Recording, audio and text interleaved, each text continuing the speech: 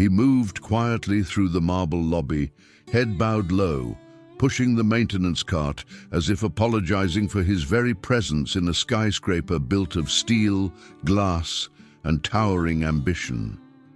This was a place where multi-million-dollar contracts were signed behind soundproof doors, where power lunches determined the fate of thousands, where everyone who mattered wore suits that cost more than most people earned in a month. There was a man nobody noticed here, a man invisible in a world of brilliance and success. And yet it was him, Marcus Washington, who would do the impossible. Because the little boy everyone in the building feared, the son of billionaire Victoria Sterling, was untouchable. That boy, Daniel Sterling, had once been the light of the entire empire, the child who ran through these halls with laughter echoing off the glass walls. Now there was only silence, a silence so deep it seemed to swallow everything around it. 11 nannies had come and gone. Child psychologists had given up. Trauma specialists had recommended residential treatment. The boy screamed when anyone showed him kindness, pulled away violently when touched, and locked his heart behind invisible walls so thick that no amount of professional intervention could breach them. The therapists wrote their reports in careful clinical language, but the message was always the same. This child is unreachable. Until one seemingly ordinary Thursday afternoon when everything changed. Marcus was mopping the marble floor near the bank of elevators on the executive level, moving with the practiced efficiency of someone who had learned to make himself small, to take up as little space as possible in a world that had long ago decided he didn't matter. His dark brown hands, weathered and strong, gripped the mop handle with the kind of steady patience that comes from years of invisible labor. At 42 years old, Marcus Washington had the build of someone who had once been an athlete. Broad shoulders, strong arms, but time and grief had added weight to his frame and lines to his face that made him look older than his years. His close-cropped hair showed silver at the temples, and his deep-set eyes, dark brown and soulful, carried the weight of sorrows most people couldn't imagine. He heard it then, a sound so faint he almost missed it beneath the mechanical hum of the building's climate control system, a sob, soft, muffled, desperate. The kind of crying a child does when they've learned that no one comes when they cry out loud. Marcus stopped. He set the mop aside carefully, quietly, and walked toward the sound. His footsteps were silent on the polished marble. Years of janitorial work had taught him how to move through spaces without disturbing anyone, how to be present without being noticed. Behind the last marble column at the end of the executive hallway, in a shadowed corner where no security cameras reached and the afternoon light barely penetrated, Marcus found him. Daniel Sterling, 7 years old, curled into himself so tightly it looked like he was trying to disappear. His thin body shook with silent sobs, his face buried in his arms, his small hands clenched into fists. Marcus stopped 3 respectful steps away. He didn't speak, he didn't reach out. He simply stood there for a moment, taking in the sight of this broken child in his expensive clothes. This boy who had everything money could buy and nothing that mattered. Then slowly, carefully, Marcus knelt down. His knees made a soft sound against the cold marble, a gentle announcement of his presence. Daniel's breathing changed, shorter, more uneven. He could sense someone there. But Marcus didn't move closer. He didn't ask questions. He didn't offer empty reassurances. He simply stayed there, 3 steps away, and waited.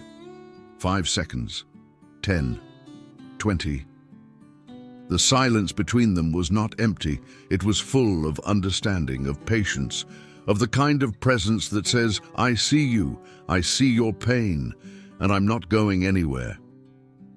From the chest pocket of his navy blue maintenance uniform, Marcus withdrew a small object, a stuffed rabbit. He had sewn it himself the night before, sitting alone in his small Queen's apartment under the yellow glow of a single lamp, his large hands moving with surprising delicacy as he stitched together scraps of soft grey fabric. The rabbit was imperfect, one ear slightly longer than the other, the stitching visible and uneven. Button eyes that didn't quite match, but it was made with care, made with love, made by hands that understood loss. Marcus placed the rabbit on the floor, exactly halfway between himself and the crying child. He didn't push it toward Daniel. He didn't say anything. He simply left it there as an offering, a bridge, a small token that said, "I understand what it means to hurt." Then he sat back, leaning against the wall, and waited. Time seemed to stop. 1 minute passed, then 2, then 5. The sounds of the building continued around them, the distant ding of elevator bells, the muted chatter of office workers, the gentle whoosh of the climate control. But in this small corner, there was only silence, and two souls existing in the same space of grief. Slowly, so slowly Marcus almost didn't notice at first, Daniel lifted his head. His face was red and swollen, his blue eyes bloodshot, his cheeks streaked with tears. He looked at the rabbit. Then he looked at the man sitting quietly against the wall. Marcus didn't smile. He didn't speak. He simply nodded once, a gentle acknowledgement that communicated everything that needed to be said. "I see you. You're not alone. It's okay to hurt." Daniel's small hand reached out, trembling. He touched the rabbit's soft ear. Then, in one quick motion, he grabbed it and pulled it close to his chest, hugging it so tightly it seemed like he was trying to absorb all the comfort it could give. The fabric was warm and soft, and it smelled clean, like detergent and something else, something that felt like safety, like home, like the memory of being loved. And for the first time in 4 months, Daniel Sterling stopped crying. Not because someone had told him to be strong, not because someone had distracted him or bribed him or medicated him, but because, at last, someone had simply sat with him in his pain without trying to fix it, without trying to explain it away, without making him feel like his grief was something to be ashamed of. Marcus stayed there for another 5 minutes, silent and still. Then quietly, he rose to his feet, picked up his mop, and walked away. He never looked back. He didn't need to. He had done what needed to be done, not to help himself, not to be thanked or acknowledged or rewarded, but simply because a child was hurting, and Marcus Washington knew exactly what that felt like. On the 35th floor, in an office surrounded by walls of glass that offered a view of all Manhattan, but somehow still felt like a prison, Victoria Sterling sat frozen before her computer screen. The security footage played on loop, the same 30 seconds again and again. A man in a maintenance uniform kneeling beside her son, a small stuffed rabbit placed on the marble floor. Her child, her Daniel, the boy who hadn't responded to anything or anyone in months, reaching out and taking that simple homemade toy. And then, impossibly, miraculously, her son's shoulders stopped shaking. The crying stopped. Victoria raised both hands to her mouth, trying to hold back the sob that threatened to break free. Tears streamed down her face, dropping onto the keyboard, blurring the screen. She had just witnessed something she had stopped believing was possible. A miracle. And the man who had performed it was someone no one in this building, herself included, had ever bothered to notice. She grabbed her phone with trembling fingers and called down to HR, her voice barely controlled. "I need information on the maintenance worker from the 35th floor. Black man, early 40s, approximately 6 feet tall. I need his file now." The HR manager's voice came through, cautious and uncertain. "You must be referring to Marcus Washington, ma'am. He's with Atlas Maintenance Services, an outsourced contractor. He's been assigned to the executive floors for about 3 months now. I want everything you have on him. Personnel file, background, work history, everything. Send it to my office within the hour." "Yes, Mrs. Sterling, right away." Victoria ended the call and turned back to the security footage, watching it one more time. The janitor, Marcus Washington, had stayed with Daniel for exactly 8 minutes. He hadn't spoken a single word. He had simply been there, present, patient, understanding. In 8 minutes, this stranger had done what 11 highly trained professionals couldn't do in 4 months. Who was this man? And how had he reached her son when everyone else had failed? The file arrived 47 minutes later. Victoria opened it with hands that still trembled slightly, her CEO composure cracking under the weight of desperate hope. Name: Marcus Elijah Washington, age 42, address: Queens, New York, education: BA in Early Childhood Education, Brooklyn College, 2008 previous employment, lead teacher, Sunshine Academy Preschool, 2008 to 2019, reason for leaving, personal leave, no return current employment, maintenance technician, Atlas Maintenance Services, 2021 to present. Victoria's eyes widened. A preschool teacher. The man mopping her floors had been a preschool teacher with a degree in early childhood education. Something about this didn't add up. Why would someone with 11 years of teaching experience end up pushing a maintenance cart? She typed quickly, sending an encrypted message to the private investigation firm the company kept on retainer. She needed to know everything about Marcus Washington. If this man was going to be around her son, she would leave nothing to chance. The response came back faster than expected. The investigator was thorough, pulling records from hospitals, police reports, court documents, and newspaper archives. What Victoria read made her blood run cold, then filled her with a profound, aching sadness. Marcus Washington. Extended background report, married, June 2009, to Jennifer Lynn Washington, née Carter. Children: 1 son, Cameron James Washington, born August 2010. Incident report, December 3, 2018. Fatal motor vehicle accident, intersection of Atlantic Avenue and Bedford Street, Brooklyn. Vehicle driven by Jennifer Washington, struck by commercial delivery truck, running a red light. Driver Jennifer Washington sustained critical injuries, transported to Kings County Hospital. Passenger Cameron Washington, age 8, pronounced dead at scene. Witness statements indicate Mrs. Washington was driving her son home from basketball practice when the accident occurred. Follow-up. Jennifer Washington survived with severe physical injuries and was later diagnosed with major depressive disorder and PTSD. Hospitalized twice for suicide attempts in 2019. Currently whereabouts unknown. Last known contact April 2019.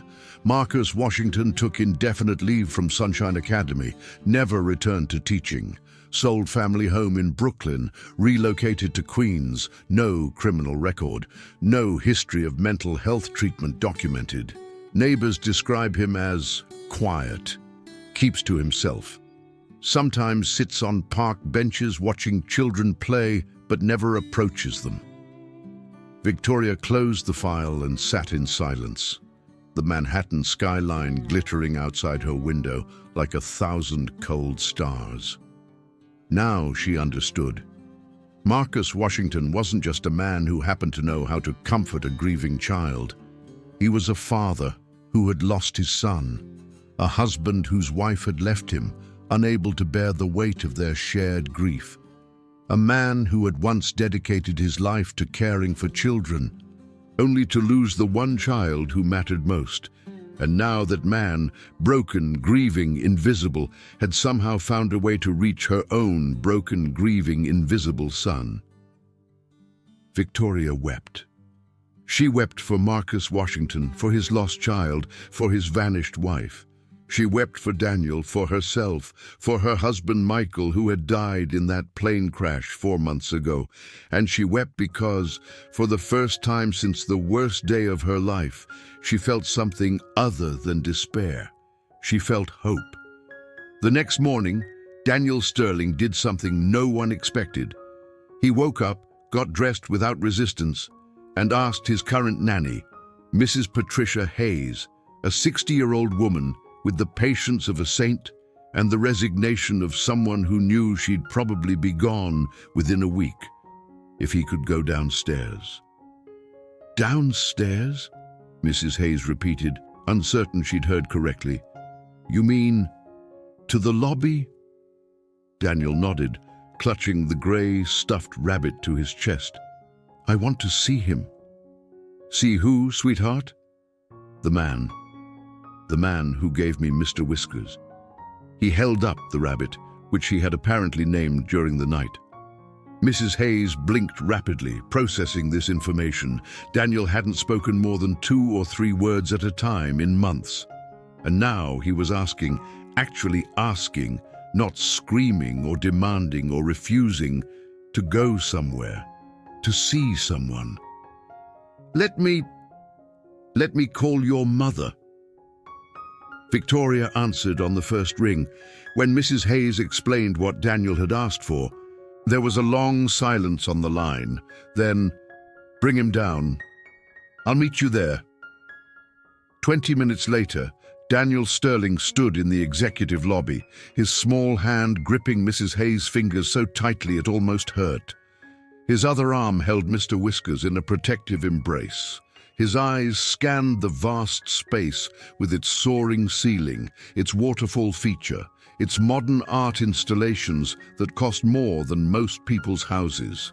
And there, near the far wall, methodically wiping down the glass panels with long, smooth strokes, was Marcus Washington. Daniel pulled free from Mrs. Hayes and walked forward, his steps uncertain but determined. He stopped about 10 feet away from Marcus and stood there, waiting. Marcus sensed the presence. He turned, saw the small boy standing there with the stuffed rabbit, and something shifted in his expression. Not quite a smile, but a softening, a gentle recognition. He set down his cleaning cloth and, moving slowly so as not to startle the child, lowered himself to one knee so they were at eye level. Hello, Daniel said softly. His voice was small and unsure, but it was there. Hello, Marcus replied. His voice was deep and warm, with a slight gravelly quality that came from years of not using it very much. I see you still have Mr. Whiskers. Daniel's eyes widened. How did you know his name? Because every rabbit knows its own name. They just wait for someone to say it out loud. Marcus's eyes held a gentle humor, an invitation to wonder. Daniel took a step closer. Did you make him? I did. Why? Marcus considered the question carefully, because sometimes when we're sad, we need something soft to hold on to. Something that reminds us we're not alone. Daniel looked down at the rabbit, then back at Marcus. Are you sad? The question hung in the air between them, honest and direct, in the way only children can be. Marcus didn't lie. He didn't deflect. He met the boy's eyes and answered with the truth. Yes, I'm sad sometimes. Me too, Daniel whispered. All the time. I know. Marcus's voice was gentle, understanding. I can tell. How? Because sad people recognize each other. It's like we speak the same language even without words. Daniel processed this, his young mind working through the concept. Then he took another step forward and sat down right there on the marble floor, crossing his legs and setting Mr. Whiskers in his lap. It was an invitation. Marcus looked around briefly, saw Mrs. Hayes standing frozen in disbelief about 20 feet away, saw Victoria Sterling stepping out of the elevator and stopping dead in her tracks. And then he made a decision. He sat down too, crossing his long legs and settling onto the cold marble floor as if it were the most natural thing in the world for a maintenance worker and the son of a billionaire to sit together in the middle of a corporate lobby. "Will you tell me a story?" Daniel asked. Marcus thought for a moment, then nodded. "Once upon a time," he began, his deep voice taking on the cadence of a natural storyteller, "there was a basketball. Not a fancy basketball, not a new one, just an old worn basketball that had been bounced on playgrounds and driveways for years. It was so worn that most people would have thrown it away. But this basketball had something special about it." "What?" Daniel leaned forward, already drawn in. "It remembered every hand that had ever held it. Every kid who had practiced their free throws at dusk when they should have been doing homework. Every father who had played one-on-one with his son. Every moment of joy, every moment of trying, every moment of not giving up, even when the shot didn't go in. All those memories were tucked inside that old, worn basketball." "What happened to it?" Marcus's voice grew softer. "One day, the basketball ended up in a donation bin. It thought its story was over. But then a new kid found it. And when that kid held the basketball, he could feel all those memories, all that love, all those moments of people trying their best. And the basketball realized something important." "What?" "That love doesn't disappear when someone stops holding us. It stays inside us, waiting to be shared with someone new." Daniel was quiet for a long moment, his small fingers stroking Mr. Whisker's soft ears. "My dad used to play basketball with me," he finally said, his voice barely above a whisper. "Every Saturday morning, we had a hoop in the driveway." Marcus nodded slowly, his eyes warm with understanding. "I bet he was proud of you. He said I'd be taller than him one day, that I'd be able to dunk." A tear rolled down Daniel's cheek. "But he's not here to see it now." "No," Marcus agreed gently. "He's not here. And that's not fair. And it's not right. And it hurts so much sometimes you don't think you can breathe." Daniel looked up at Marcus with an expression of such relief, it was almost painful to witness. Relief that finally someone was telling him the truth instead of trying to make him feel better with lies. "Yes," he breathed. "Exactly like that." "I know," Marcus said. "I know exactly what that feels like because I had a son too. His name was Cameron, and he's not here anymore either." Daniel's eyes went wide. "What happened to him?" "There was an accident, a car accident. He was 8 years old, just a year older than you are now. He loved basketball too. He was just learning how to do a layup. Do you miss him? Every single day, every single hour, sometimes every single minute. Does it ever stop hurting?" Marcus took a deep breath, choosing his words carefully. "No, but it changes. At first it feels like you're drowning in the hurt, like it's all there is. But slowly, very slowly, you learn how to carry it, like a weight you're always holding, but you get stronger, so it doesn't pull you down as much. And some days, instead of just hurting, you can remember the happy times. And those memories make you smile even while you're crying." Daniel absorbed this, his 7-year-old mind processing grief in ways most adults couldn't articulate. "My mom doesn't talk about Dad." "I think it makes her too sad." "Probably," Marcus agreed. "Sometimes grown-ups don't know how to talk about sad things. We think we need to be strong for our kids, but the truth is, it's okay to be sad together. I wish my mom would be sad with me, instead of just telling me to see more doctors." Marcus felt his heart clench. She's trying to help you the only way she knows how. But maybe she needs to hear that you don't need to be fixed. You just need someone to sit with you while you're sad." Daniel looked at Marcus for a long moment, then scooted closer and leaned his small body against Marcus's side. Marcus stiffened for just a second, aware that he was crossing so many professional lines, aware that people were watching, aware that this could be misinterpreted in 1,000 ways. But then the child's trust melted through all his defenses, and he gently put his arm around the boy's thin shoulders. They sat there in silence, two people who had lost everything, finding solace in each other's understanding. Victoria Sterling watched from 30 feet away, tears streaming down her face. Her son, her closed-off, unreachable, angry son, was leaning against a stranger, seeking comfort, finding peace.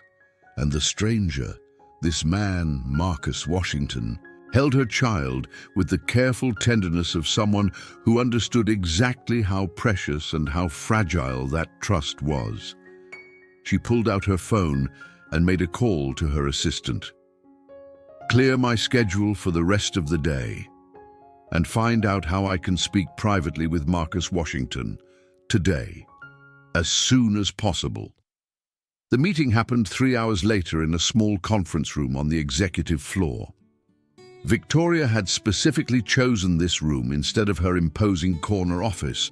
She wanted this conversation to feel less like a corporate interrogation and more like two human beings talking. Marcus entered the room looking cautious, his broad shoulders tense, his deep-set eyes wary.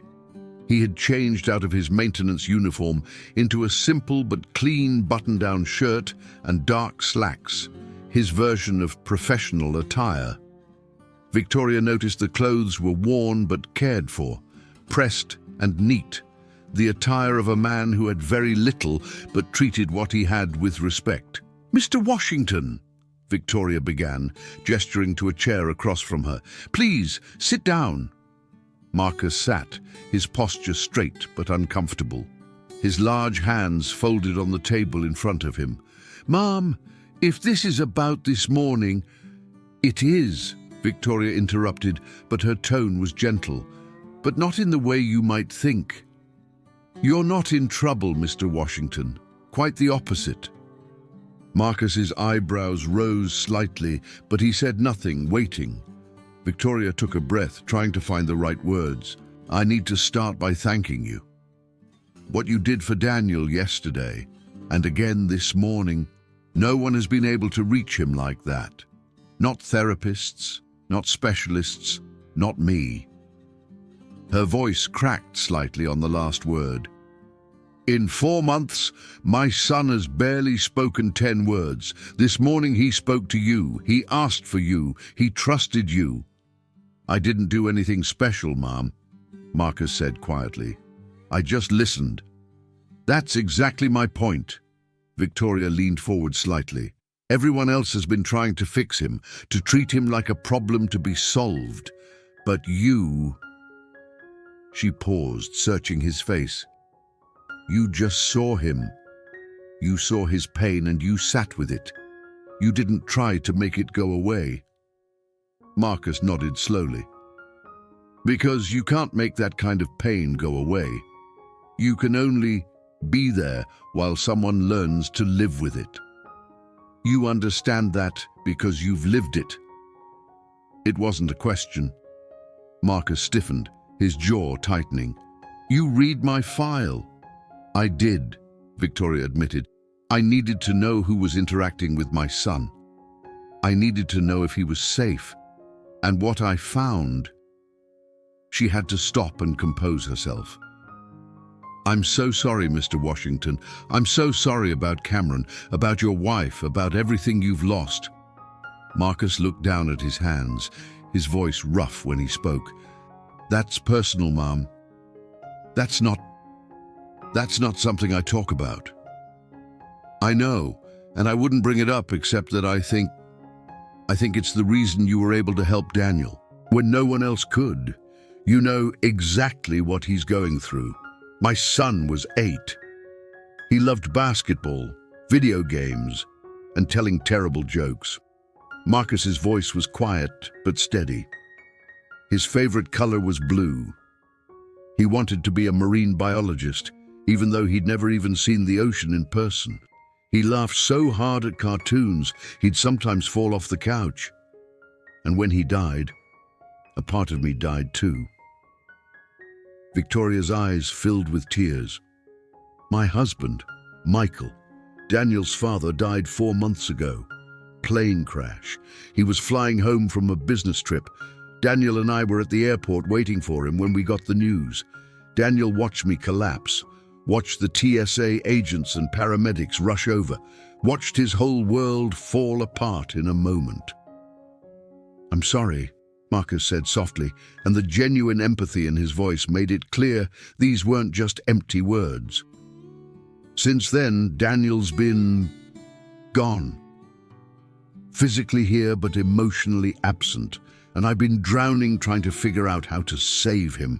I've thrown money at the problem, the best therapists, the most expensive treatments, nothing worked. And then you, with a homemade stuffed rabbit and 8 minutes of silence, did what $500,000 in professional services couldn't do. Marcus shook his head. Money can't buy what that boy needs, Mom. He doesn't need to be fixed. He needs to know someone understands what it's like to miss someone so much it feels like dying. Victoria wiped her eyes, trying to maintain her composure. That's why I asked you here, Mr. Washington. I want to hire you. Marcus blinked, surprised. Ma'am, I already work in this building. Not as maintenance staff. I want to hire you to be with Daniel, to continue whatever it is you're doing, to help him heal. She held up a hand before he could protest. I know you're not a licensed therapist. I don't care. I've tried licensed therapists. What I need is someone who understands my son, someone he trusts, someone who can sit with him in his grief without trying to rush him through it. Marcus was quiet for a long moment, clearly wrestling with this. Mrs. Sterling, I appreciate what you're offering, but I'm not qualified. You have a degree in early childhood education. You taught preschool for 11 years. And more importantly, you have something no degree can teach. You have lived experience with grief, with loss, with learning how to keep living after the worst thing imaginable happens. That doesn't make me qualified to work with a traumatized child. It makes you more qualified than anyone else I've tried. Victoria's voice was firm, but pleading. Daniel asked for you this morning. Do you understand? He hasn't asked for anything in 4 months. He hasn't wanted anything, and today he wanted to see you. Marcus looked torn, his broad shoulders tense with the weight of this decision. What would people say? What would your board think? I don't care. Victoria's voice was steel. This is about my son, my child. If the board has a problem with it, they can take it up with me. If people talk, let them talk. Daniel is all that matters. Marcus studied her face, seeing the desperation there, the exhaustion, the fierce maternal love that reminded him painfully of Jennifer in the months before she left. Can I ask you something, Mom? Of course. Why didn't you just ask me to spend time with him informally? Why the formal job offer?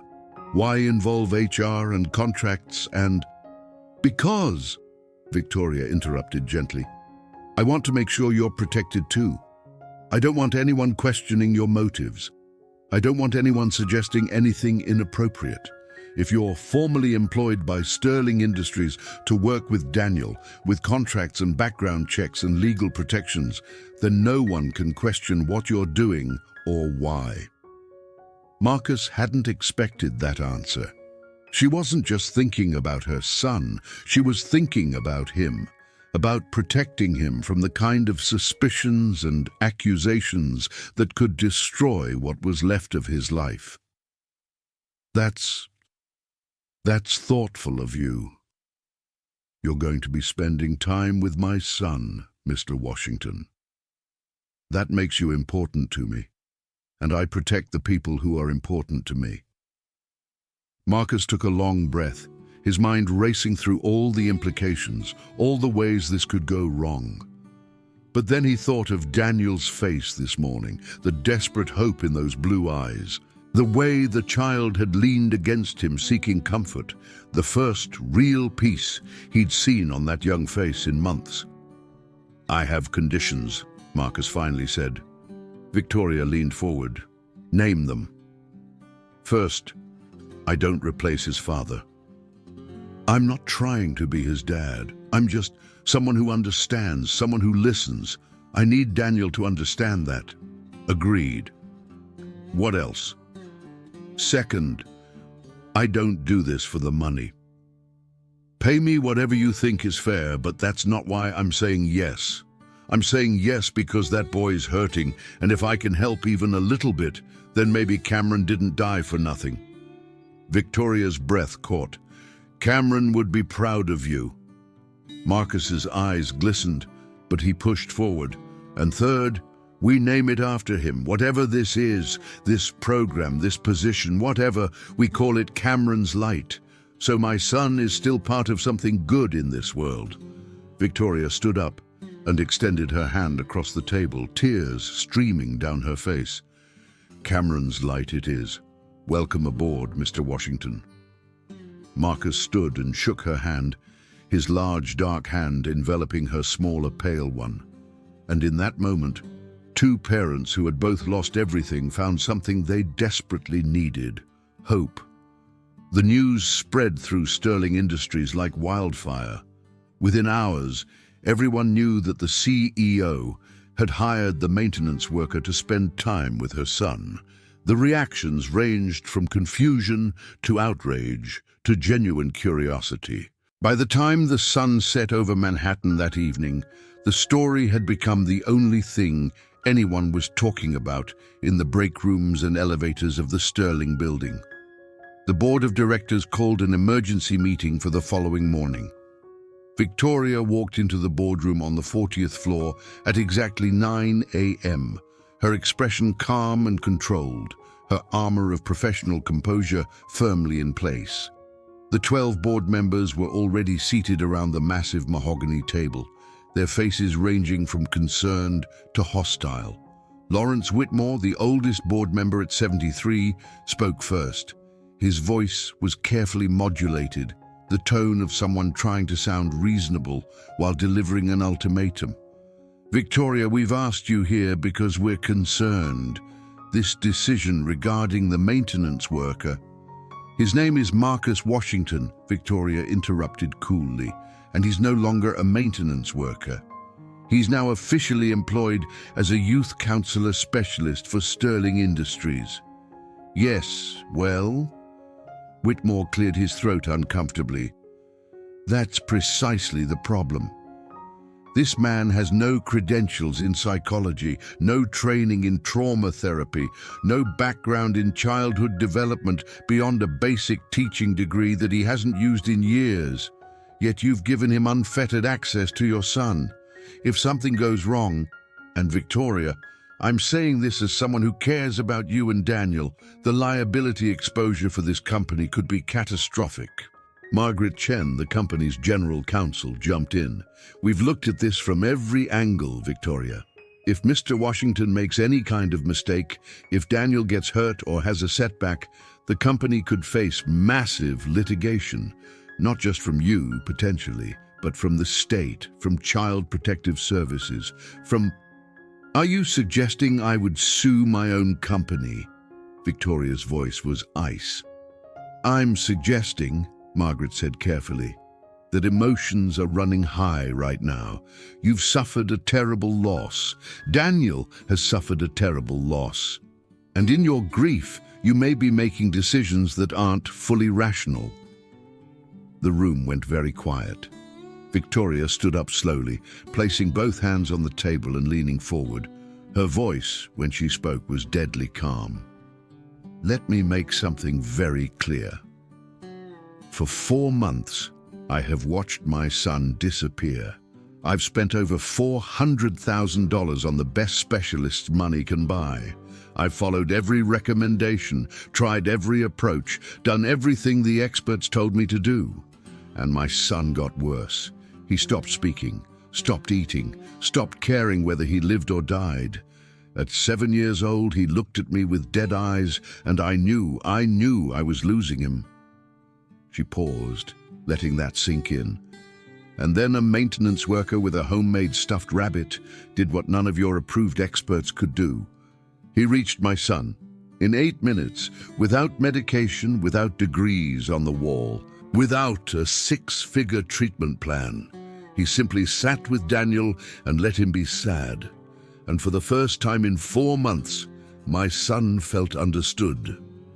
Victoria! Whitmore tried to interrupt. I'm not finished. Her voice cut through the room like a blade.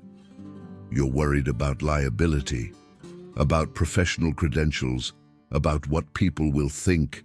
I don't care. I care about my son. And if you're so concerned about the company's reputation and legal exposure, then perhaps you should consider whether having a CEO whose child is suffering publicly is good for the company. Perhaps you'd prefer I step down. Another silence, this one shocked. Robert Martinez, one of the younger board members, spoke up. No one is asking you to step down, Victoria. We're just concerned that you're not thinking clearly. I'm thinking more clearly than I have in months, Victoria shot back. Let me tell you what I've learned from Marcus Washington. I've learned that my son doesn't need to be fixed. He needs to be heard. He doesn't need treatment plans and cognitive behavioral therapy protocols. He needs someone who understands that grief isn't a problem to be solved. It's a weight we learn to carry. And if that makes me irrational in your eyes, so be it. What about background checks? Someone else asked. What about done, completed, spotless record? The man has never even had a parking ticket. His background check came back so clean, it's almost boring.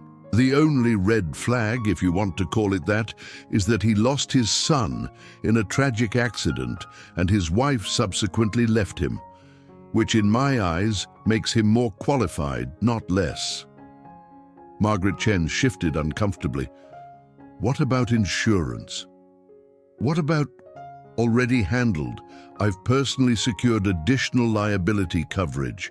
If anything goes wrong, it comes out of my personal assets, not the company's. Are there any other concerns? Or can I get back to being a mother to my son? The board members exchanged glances. Finally, Whitmore spoke again, his voice gentler this time. Victoria, we understand you're in an impossible situation. We're not your enemies here. We're just trying to protect you. Then protect me by trusting me, Victoria replied, her voice finally softening slightly. I know what I'm doing.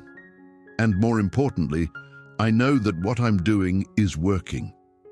Daniel spoke yesterday. He smiled. He asked to see Marcus again. Those are things he hasn't done since Michael died. If you take that away from him now, you'll destroy whatever healing has started. Is that really what you want? The room was silent for a long moment. Finally, Whitmore sighed heavily. No, that's not what we want. But Victoria, please understand. If this goes wrong, the consequences will be severe. For you, for Daniel, and yes, for the company. I understand, and I accept that responsibility fully and completely. Now, if you'll excuse me, I have a meeting with my son and Mr. Washington. We're starting Cameron's Light today. She walked out of the boardroom with her head held high, leaving 12 bewildered board members in her wake. But the battle was far from over. The real storm was about to break from a direction Victoria hadn't anticipated: the media. It started with a blog post on a business gossip site. Billionaire CEO hires janitor in bizarre move, desperation or something else. The post was speculative, thinly sourced, and filled with innuendo, but it spread quickly. Within 24 hours, the story had been picked up by legitimate news outlets, each one putting their own spin on it. Business Insider: Sterling Industries CEO makes controversial hire after personal tragedy. New York Times: Grief and Unorthodox Choices, the Victoria Sterling story. Forbes: When CEOs make personal decisions with company resources, the Sterling controversy. And then came the opinion pieces. Some were sympathetic, praising Victoria for thinking outside the box and prioritizing her son's well-being. But others were harsh, questioning her judgment, her mental state, and her fitness to lead a major corporation. The worst came from a morning talk show host who devoted a 7-minute segment to the story, complete with split-screen graphics and a panel of experts who had never met Victoria, Daniel, or Marcus, but had plenty of opinions. "Look, I sympathize with what she's going through," the host said, his tone dripping with false concern. "Losing a spouse is devastating. But when you're the CEO of a multi-billion-dollar company, you have responsibilities beyond your personal life. And hiring an unqualified person, let's be honest here, a janitor, to provide therapeutic services to your traumatized child, that's not maternal instinct, that's poor judgment, and it raises serious questions about whether Victoria Sterling is fit to lead Sterling Industries." The clip went viral. Sterling controversy began trending on Twitter. The company's stock dipped 3%, and through it all, Marcus Washington kept showing up every day, meeting with Daniel, telling stories, sitting in comfortable silence, slowly and patiently helping a broken child begin to heal. Daniel didn't know about the controversy. He only knew that for the first time since his father died, he had someone who understood. Someone who didn't treat him like a problem to be fixed or a puzzle to be solved. Someone who just saw him. Their routine developed naturally. Every afternoon at 3 o'clock, Marcus would finish his official duties. Victoria had insisted he maintain a nominal role with facilities management to avoid any accusations of nepotism or special treatment, change out of his maintenance uniform, and meet Daniel in a small room on the ground floor that Victoria had converted into what she called Cameron's Light Center. It wasn't fancy. No expensive equipment, no clinical furniture, no walls covered with degrees and certifications.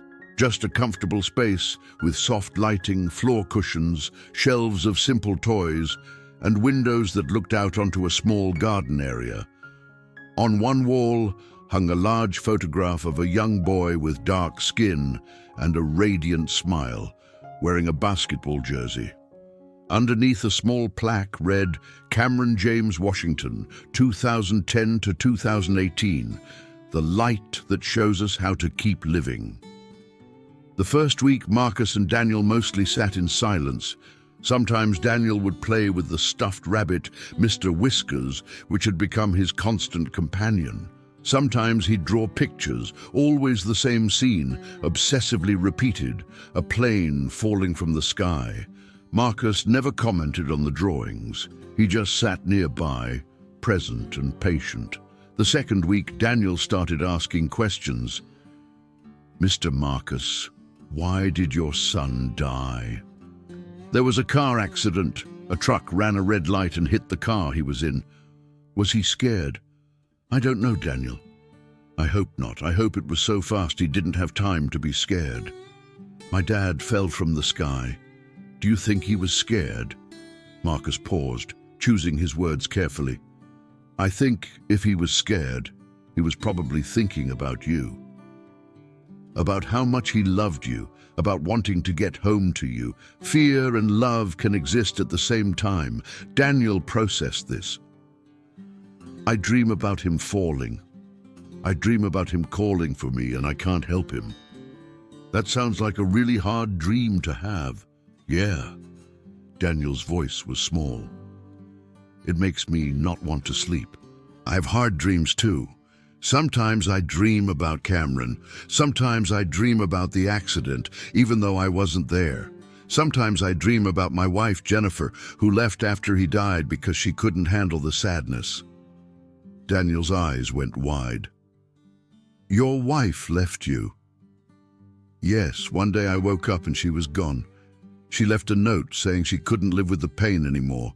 That was almost 6 years ago. I haven't seen her since. Do you miss her? Yes. But mostly I'm angry at her. And then I feel guilty for being angry because I know she was hurting too. It's complicated. Everything is complicated, Daniel said with a wisdom beyond his years. Yes, Marcus agreed. Yes, it is. By the 3rd week, something shifted. Daniel started talking more, volunteering information instead of just responding to questions. He talked about his father, about their Saturday morning basketball games, about how his dad would make up silly songs, about how he smelled like coffee and cologne, about 100 tiny details that Daniel was terrified he'd forget. Marcus listened to all of it, every word, with complete attention. And then he started sharing his own memories of Cameron. Cameron loved basketball too, Marcus said one afternoon. They were sitting on the floor, rolling a small car back and forth between them. He wasn't very good at it yet. He was only 8. But he loved it anyway. He'd practice in the driveway for hours, even when it got dark. He'd be out there with this ball that glowed in the dark, shooting baskets, missing most of them, but never giving up. I miss playing basketball, Daniel said quietly. But every time I see a basketball, I think of my dad, and it hurts too much. What if we played basketball together sometime? Not to replace your dad, nobody could do that. But maybe to honor him, to remember the happiness he gave you, not just the sadness of losing him. Daniel looked uncertain. I don't know if I can. That's okay. We don't have to. But the option is there whenever you're ready. It was 3 weeks in when Daniel finally asked the question Marcus had been expecting. Mr. Marcus, why are you helping me? Marcus set down the colored pencil he'd been using to draw with Daniel and met the boy's eyes. Do you want the honest answer? Daniel nodded. Because I couldn't save my own son. And I couldn't save my marriage. And for years I felt like I couldn't save anything or anyone, including myself. And then I met you. And I saw a little boy who was hurting the same way I hurt. And I thought, maybe I can't bring Cameron back. Maybe I can't fix what's broken in my own life. But maybe I can sit with you while you're hurting. Maybe I can help you feel less alone. And maybe that's a way for Cameron to still matter. For his life to still mean something. Daniel was quiet for a long moment. Then, do you think our dads would want us to be sad forever? No, Marcus said gently. I think they'd want us to remember them, to love them, to miss them, but I don't think they'd want us to stop living. I think they'd want us to find ways to be happy again, even though they're gone, not instead of being sad, but alongside being sad. How do you do both? How do you be sad and happy at the same time? Marcus smiled. A real smile, the first Daniel had seen from him. That's the big question, isn't it? I'm still figuring that out myself. But I think it starts with letting yourself feel whatever you feel without judging it. Some days you're going to be really sad. That's okay. Some days you might laugh at something or enjoy a moment. That's okay too. You don't have to choose. Daniel climbed into Marcus's lap, something he'd never done before, and curled up there, small and fragile. Marcus wrapped his arms around the boy, tears streaming silently down his own face. "I'm glad you're here, Mr. Marcus." "I'm glad I'm here too, Daniel."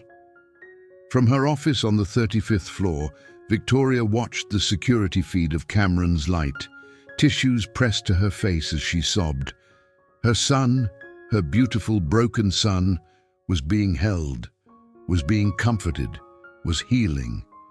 And the man who was making it possible wasn't doing it for money or recognition or career advancement. He was doing it because he knew what it meant to lose everything and keep living anyway. That night, Victoria made a decision. She called a press conference for the following day. The media room at Sterling Industries headquarters was packed. Reporters from every major outlet, cameras, lights, microphones. It was a circus. Victoria walked to the podium in a simple black dress, no jewelry except for her wedding ring, her expression calm and determined. "Thank you all for coming," she began. "I know there's been a lot of speculation about my recent decision to hire Marcus Washington to work with my son, Daniel. Today, I want to set the record straight." Cameras flashed. Reporters leaned forward. 4 months ago, I lost my husband, Michael Sterling, in a plane crash. In that moment, I didn't just lose my partner. Daniel lost his father. And in the aftermath of that loss, I watched my 7-year-old son sink into a depression so deep, I feared I would lose him too. Her voice remained steady, but emotion flickered across her face. I did what any mother would do. I sought help. The best help money could buy. Over 4 months, we saw 11 different therapists and specialists. We tried every treatment, every approach, every protocol. Daniel's condition only worsened. He stopped speaking. He stopped eating properly. He stopped engaging with the world. I was watching my child disappear, and I was powerless to stop it. She paused, taking a breath. And then something extraordinary happened. A member of our maintenance staff, Marcus Washington, noticed Daniel crying in a hallway. Mr. Washington didn't have an appointment. He wasn't following a treatment protocol. He simply saw a child in pain, sat down beside him, and offered him a handmade stuffed rabbit. For the first time in 4 months, my son stopped crying. And later, for the first time in 4 months, my son asked for someone. He asked for Marcus. Murmurs rippled through the crowd. I did my due diligence. I investigated Mr. Washington's background, and what I learned was this. Marcus Washington holds a bachelor's degree in early childhood education. He taught preschool for 11 years before a personal tragedy, the death of his own 8-year-old son, caused him to leave the profession. He understands grief not from textbooks, but from lived experience. And that experience, that deep personal understanding of loss, is what allowed him to reach my son when no one else could. Victoria's voice grew stronger. So yes, I hired Marcus Washington. And I would make that decision 1,000 times over because it's working. Daniel is speaking again. He's eating. He's beginning to engage with life. And he's doing all of this because someone finally met him where he was, without judgment, without trying to rush him through his grief, without treating him like a problem to be solved. She locked eyes with the cameras. If you want to criticize me for that decision, go ahead. If you want to question my judgment or my leadership or my mental state, be my guest. But I will not apologize for choosing my son's well-being over professional conventions. I will not apologize for recognizing that sometimes the most qualified person is not the one with the most degrees, but the one with the most understanding. Someone shouted a question. What about the liability? What if something goes wrong? Victoria's response was immediate. Life is full of risks. Every decision we make carries potential consequences. But the biggest risk of all was doing nothing and watching my son continue to suffer.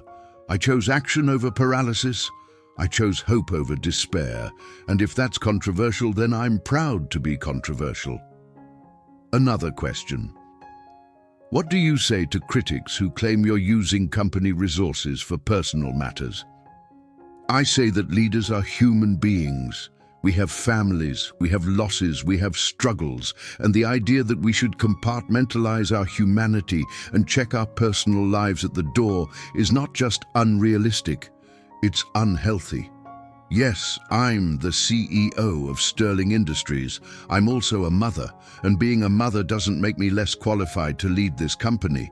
If anything, it makes me more qualified because it reminds me every day what truly matters. A reporter from a more sympathetic outlet asked, "Can you tell us more about Cameron's Light?" "What is it exactly?" Victoria's expression softened.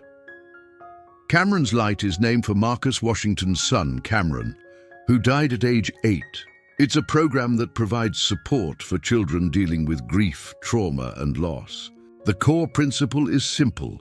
Sometimes children don't need therapy. They need understanding. They need to know they're not alone. They need permission to feel what they're feeling without shame or judgment. And Mr. Washington is leading this program? Yes, and we're expanding it. Starting next month, Cameron's Light will offer free services to any child in the New York area who has experienced significant loss. No degree required to participate.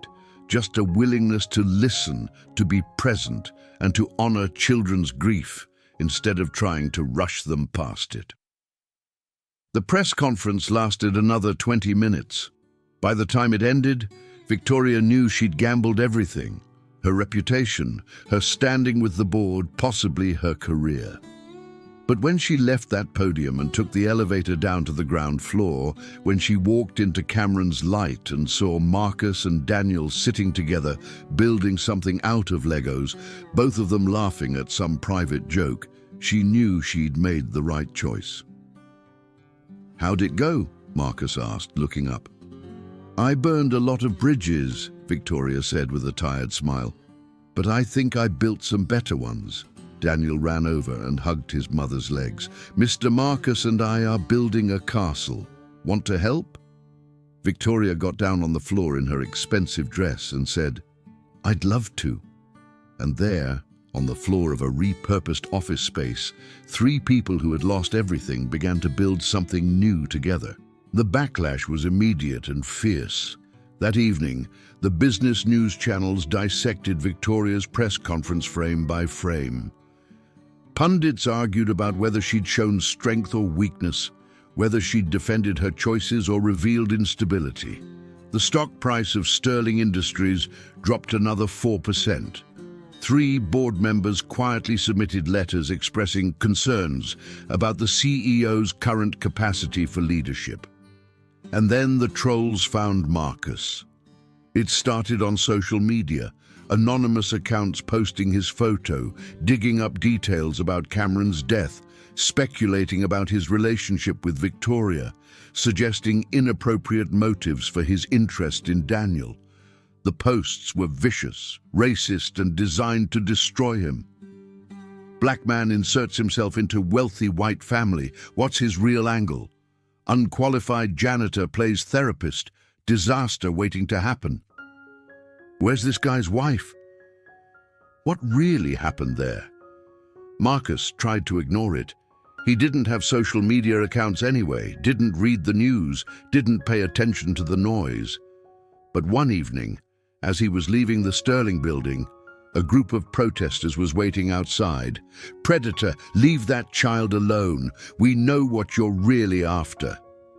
The signs they carried were crude and ugly, mixing concern for Daniel with barely disguised racism. Security quickly escorted Marcus to his car, but the damage was done. By the next morning, videos of the protest were all over the internet. Victoria was furious. She wanted to sue, to prosecute, to destroy anyone who had attacked Marcus. But Marcus stopped her. "That'll just make it worse," he said quietly. They were in her office late at night, both exhausted. They want attention. Don't give it to them. They're calling you terrible things, Marcus. They're suggesting... She couldn't even finish the sentence. I know what they're suggesting. And anyone who knows me knows it's not true. The only person whose opinion matters is Daniel, and maybe yours. Victoria looked at him, this gentleman who had already survived so much and was now being attacked for trying to help. My opinion is that you're one of the best people I've ever met, and I'm sorry my world is doing this to you. Your world did this to me before, Marcus said with a sad smile. I've been invisible to people like you for years. At least now you're seeing me. That's not fair. You've always been... I'm not criticizing you, Mrs. Sterling. I'm just stating a fact. Before your son needed me, I was just the janitor. That's how the world works. I'm used to it. Victoria felt shame wash over her. He was right. She'd walked past him dozens of times before Daniel's breakdown, had never acknowledged him, had never seen him as anything more than part of the building's service staff. I'm sorry, she said quietly. Don't be. Just remember it. Remember that there are Marcus Washingtons all over this city, people with stories and losses and skills that nobody sees because they don't fit into neat categories. Remember that when you're making hiring decisions, when you're building programs, when you're deciding who deserves a chance. I will, Victoria promised, and she meant it. 2 days later, everything got worse.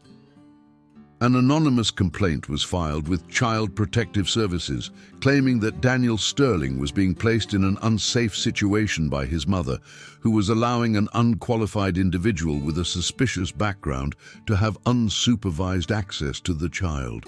2 CPS investigators showed up at Sterling Industries without warning on a Thursday afternoon. They demanded to speak with Victoria, with Marcus, and with Daniel. The interview with Daniel was conducted in Cameron's light, with both Victoria and Marcus present. The investigators, a black woman named Karen Roberts and a white man named David Chen, were professional but thorough.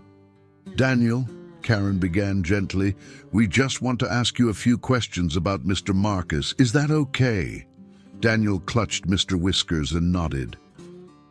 How long have you known Mr. Marcus? A few weeks, I'm not sure exactly. And what do you do together? We talk, we play, he tells me stories. Sometimes we just sit together. Does he ever make you uncomfortable? No. Has he ever touched you in ways that made you feel weird or scared? Daniel looked confused. He hugs me sometimes. Like when I'm sad. Is that bad?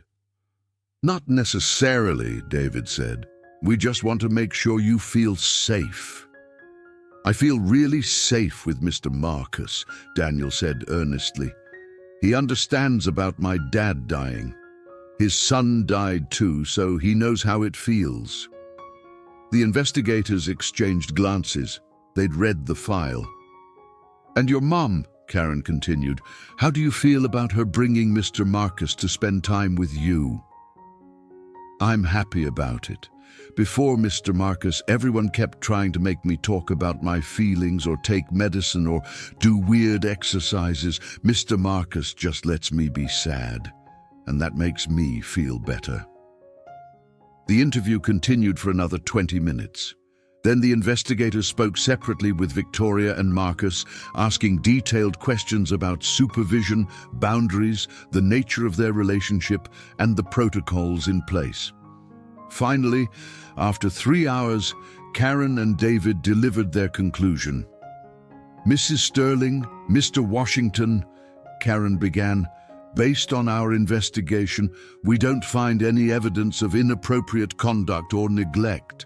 Daniel appears to be safe, cared for, and actually benefiting from his interactions with Mr. Washington.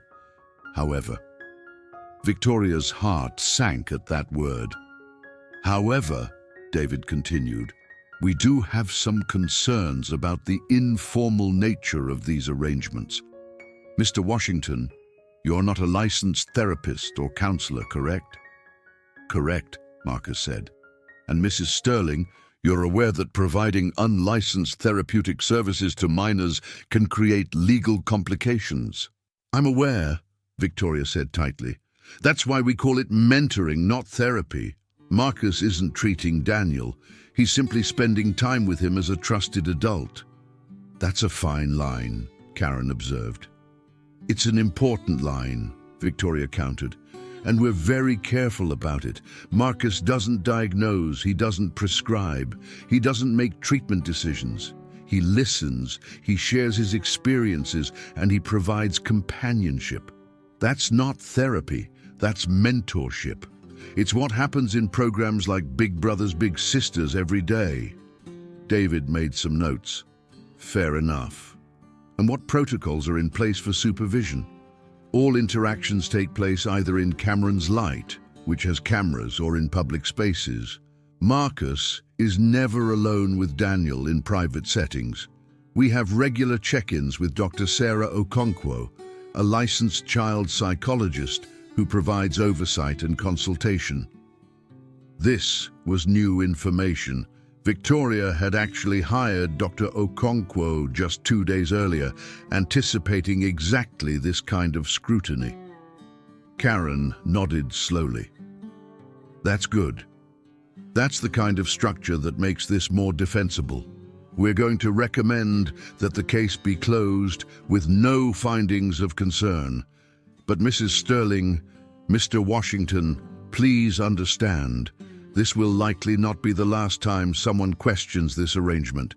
You need to be meticulous about documentation, boundaries, and professional oversight. We will be, Victoria promised. Thank you for your thoroughness. After the investigators left, Marcus sank into a chair, exhausted. This is getting out of hand. I know, Victoria said quietly, and I understand if you want to walk away. I never intended for you to be put through all of this. Marcus looked at her, then toward Cameron's Light, where Daniel was still playing with Mr. Whiskers, humming quietly to himself. That boy is healing. I can see it happening. If I walk away now, all the progress we've made, it'll hurt him. But this is hurting you. I've been hurt before, Marcus said simply. I survived. And if enduring some more pain means that child gets to heal, then that's what I'll do. Cameron would want me to. Victoria felt tears well up. You're a remarkable person, Marcus Washington. No, ma'am. I'm just a father who couldn't save his own child, trying to make sure another child doesn't get lost. The next morning brought a new crisis. The story hit national news. A segment aired on one of the major morning shows, complete with dramatic music and split-screen graphics showing Marcus's maintenance worker photo next to images of Daniel and Victoria. The host, a polished woman with a practiced expression of concern, spoke to a panel of experts, a child psychologist, a legal analyst, and a social media influencer who apparently had opinions about everything. Dr. Morrison, the host began, what's your professional take on this situation? Can an unlicensed person with no formal training really help a traumatized child? Dr. Morrison, a white man in his 60s with perfect hair, shook his head slowly. While I sympathize with Mrs. Sterling's desperation, the reality is that childhood trauma requires professional intervention.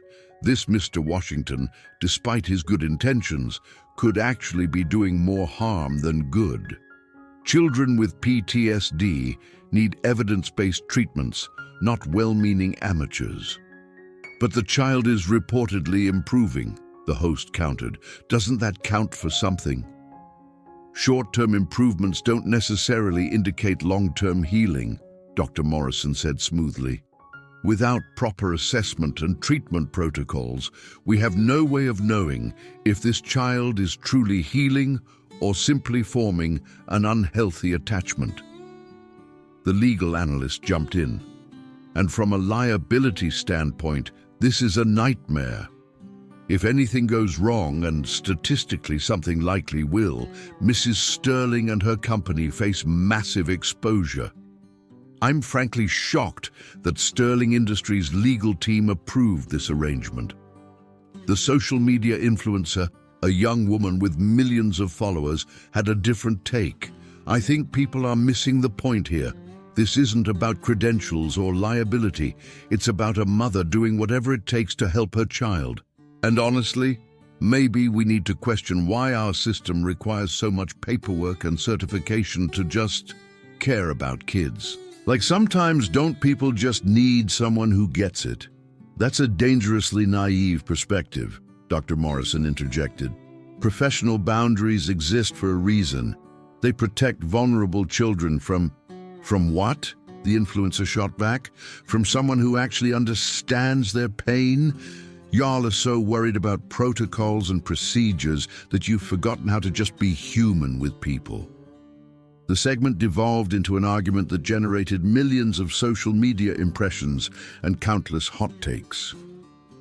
Cameron's light began trending, with people divided roughly down the middle between those who supported Victoria's decision and those who thought she was reckless. Through it all, Marcus kept showing up. Every day at 3 p.m., he was there in Cameron's light with Daniel, and every day Daniel got a little bit better. By week 6, Daniel was laughing again.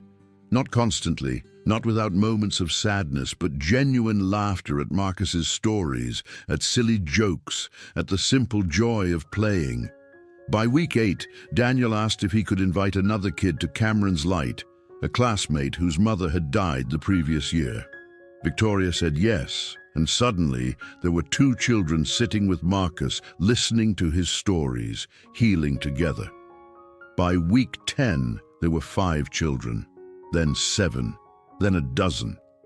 Parents started reaching out, parents whose children had experienced loss, trauma, divorce, serious illness, parents who were desperate for help and willing to try something unconventional, parents who had heard about Cameron's light and wanted to see if it could help their children too.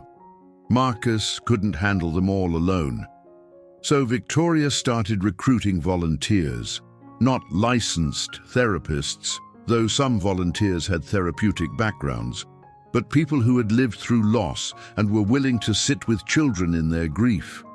A firefighter whose son had been killed in a drunk driving accident, a teacher whose husband had died of cancer, a retired veteran whose daughter had died by suicide.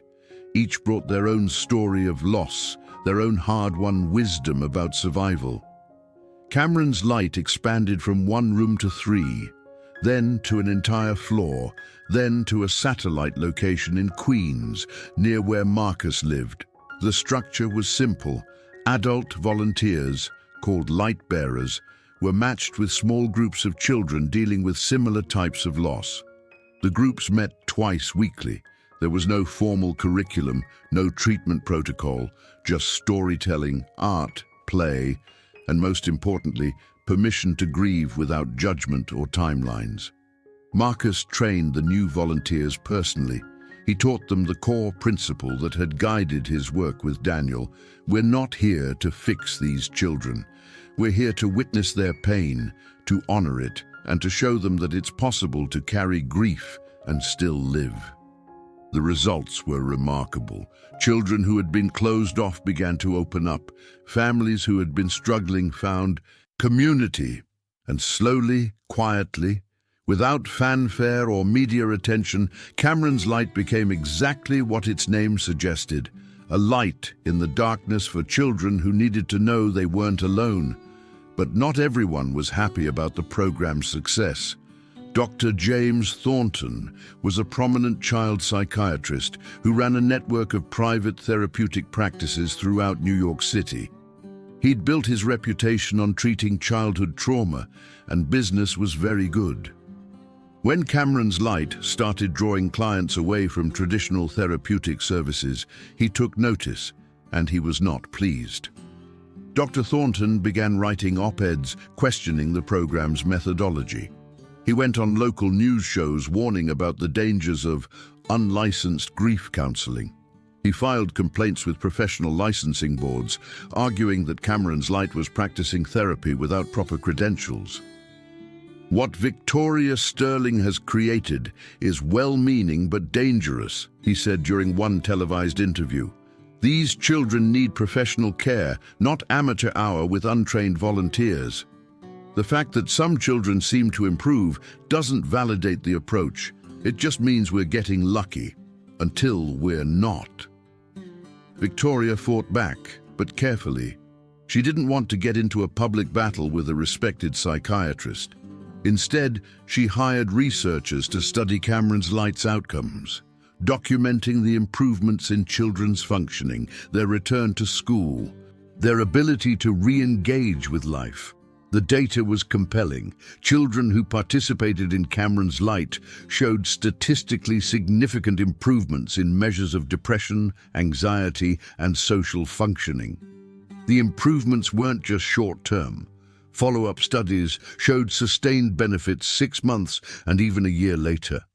Victoria published the results in partnership with Columbia University's School of Social Work, lending academic credibility to what had started as an unorthodox experiment.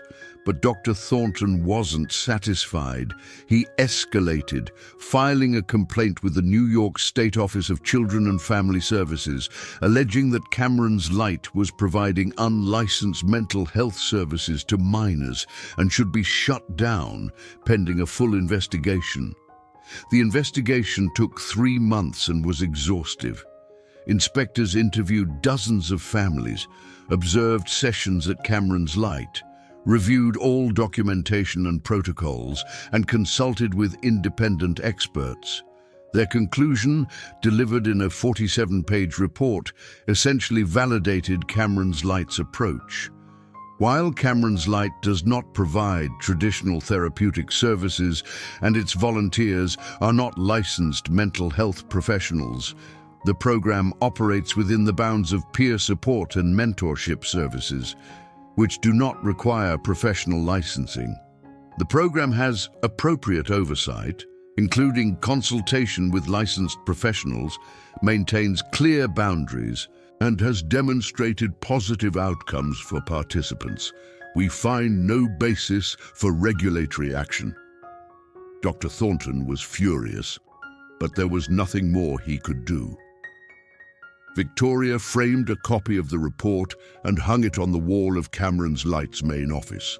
Underneath it, she placed a quote from Marcus: "Sometimes the best credential is having lived through what these children are living through." By the end of the first year, Cameron's Light had served over 300 children and families. The program had expanded to 6 locations across New York City. Major philanthropists had started donating. The model was being replicated in other cities, and at the center of it all was Marcus Washington, the maintenance worker who had knelt beside a crying child and changed everything. But Marcus was struggling in ways most people didn't see. Late at night, alone in his small Queens apartment, he still mourned Cameron with an intensity that hadn't diminished. The photographs on his wall, Cameron in his basketball jersey, Cameron at the beach, Cameron laughing with that front tooth missing, were both a comfort and a torment. "I'm helping all these kids, buddy," Marcus would whisper to the photos, "but it doesn't bring you back. And some days I'm still so angry you're gone that I can barely breathe." The work at Cameron's Light was meaningful, but it was also exhausting. Bearing witness to so much childhood grief, holding space for so much pain, it took a toll. Marcus started having nightmares again, flashbacks to the day Cameron died, to the empty apartment after Jennifer left. One evening, Victoria found him sitting alone in Cameron's Light after all the children had gone home. It was nearly 9 p.m. He was staring at the photograph of Cameron on the wall, tears streaming down his face. "Marcus?" she said gently. "Are you okay?" He didn't answer immediately. When he finally spoke, his voice was rough. "Some days I wonder if I'm helping these kids or just using them to avoid dealing with my own grief." Victoria sat down beside him. "You're helping them. I've seen it. But am I helping me, or am I just running in place, pretending that if I save enough other people's children, somehow Cameron won't be dead?" It was the first time he'd been this raw, this honest about his struggles. Victoria chose her words carefully. "Marcus, you can do both. You can help these children and still grieve your own son. Those things aren't mutually exclusive. But I'm supposed to be the strong one, the one who has it figured out. How can I help them when I'm still—" He stopped, unable to finish. "When you're still broken," Victoria finished gently. "Marcus, you've never pretended not to be broken. That's exactly why you can help these kids. They don't need someone who's moved on. They need someone who's learned to live alongside their grief. That's you." Marcus wiped his eyes. "Sometimes I'm afraid I'll break down in front of them. That I'll be telling a story about Cameron and won't be able to finish. That they'll see how much I'm still hurting and lose faith that it gets better." "First," Victoria said firmly, "it's okay if you break down. These children need to see that adults grieve too, that it's not something to hide or be ashamed of. And second, you're not telling them it gets better. You're showing them it's possible to keep living. That's different. That's honest." Marcus looked at her. This woman who had been a stranger a year ago and had become something like a friend. "How are you doing? With Michael's death, with everything?" Victoria took a breath.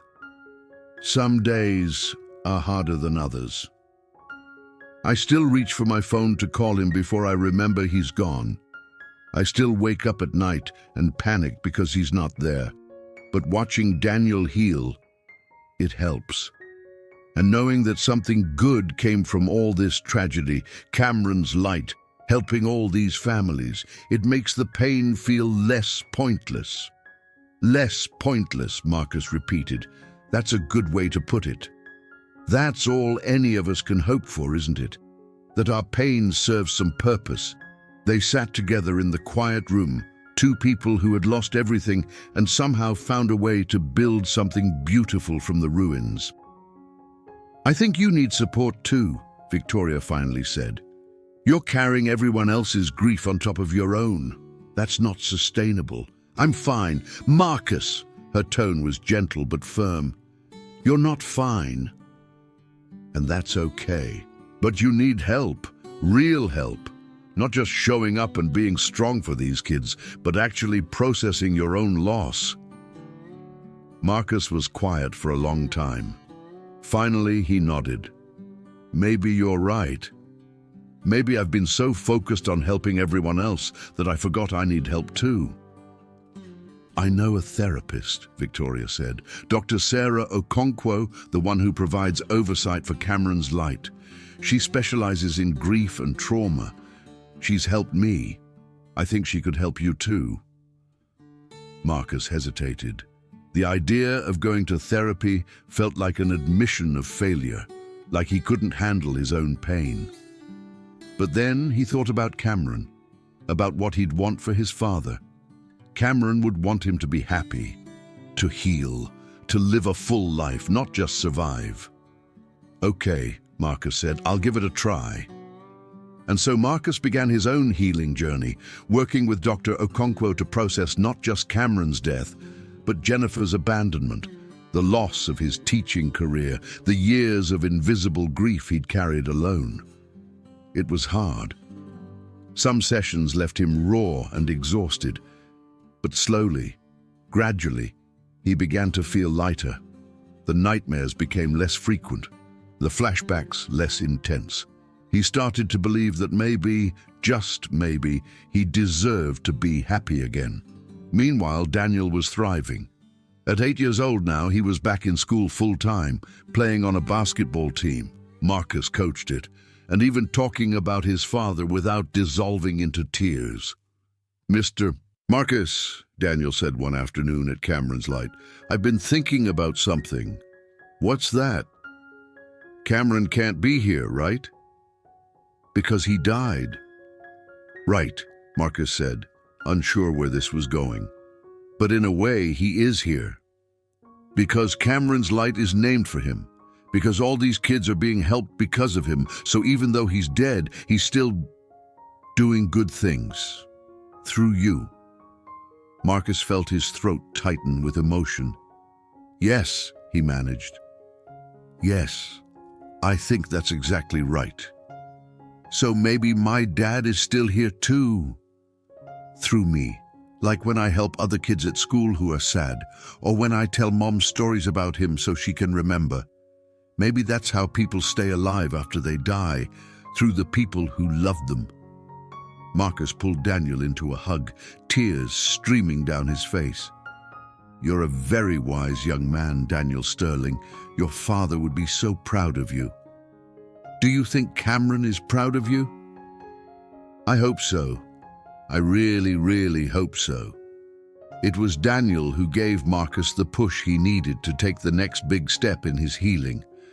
They were shooting baskets one Saturday morning at a park near Marcus's apartment when Daniel casually said, "Mr. Marcus, do you think you'll ever fall in love again?" Marcus nearly dropped the basketball. "Where did that come from?" "I don't know. I was just thinking, you're a really good person, and you're not that old, so maybe someday you'll meet someone who makes you happy." Marcus dribbled the ball slowly, thinking, "I don't know, Daniel. After Jennifer left, I sort of figured that part of my life was over. But you help people find ways to keep living after loss, right? Isn't that what Cameron's light is about?" "Yes." "So why don't you do that for yourself?" Out of the mouths of babes, Marcus thought. Here was an 8-year-old child giving him life advice, and the kid was absolutely right. "You make a good point," Marcus admitted. "But it's scary. Loving someone means risking losing them. I'm not sure I can go through that again." "But Mr. Marcus," Daniel said with the straightforward logic of childhood, "if you never love anyone because you're afraid of losing them, aren't you already losing? Aren't you losing all the happy times you could have?" Marcus stopped dribbling and just stared at this wise, wonderful child. "When did you get so smart?" Daniel grinned. "I learned it from you." That conversation stayed with Marcus for weeks, and slowly, carefully, he began to open himself to the possibility of connection again. Not romantic love necessarily, but friendship, community, belonging. He started attending a grief support group for parents who had lost children. At first he just listened, but eventually he began to share his own story.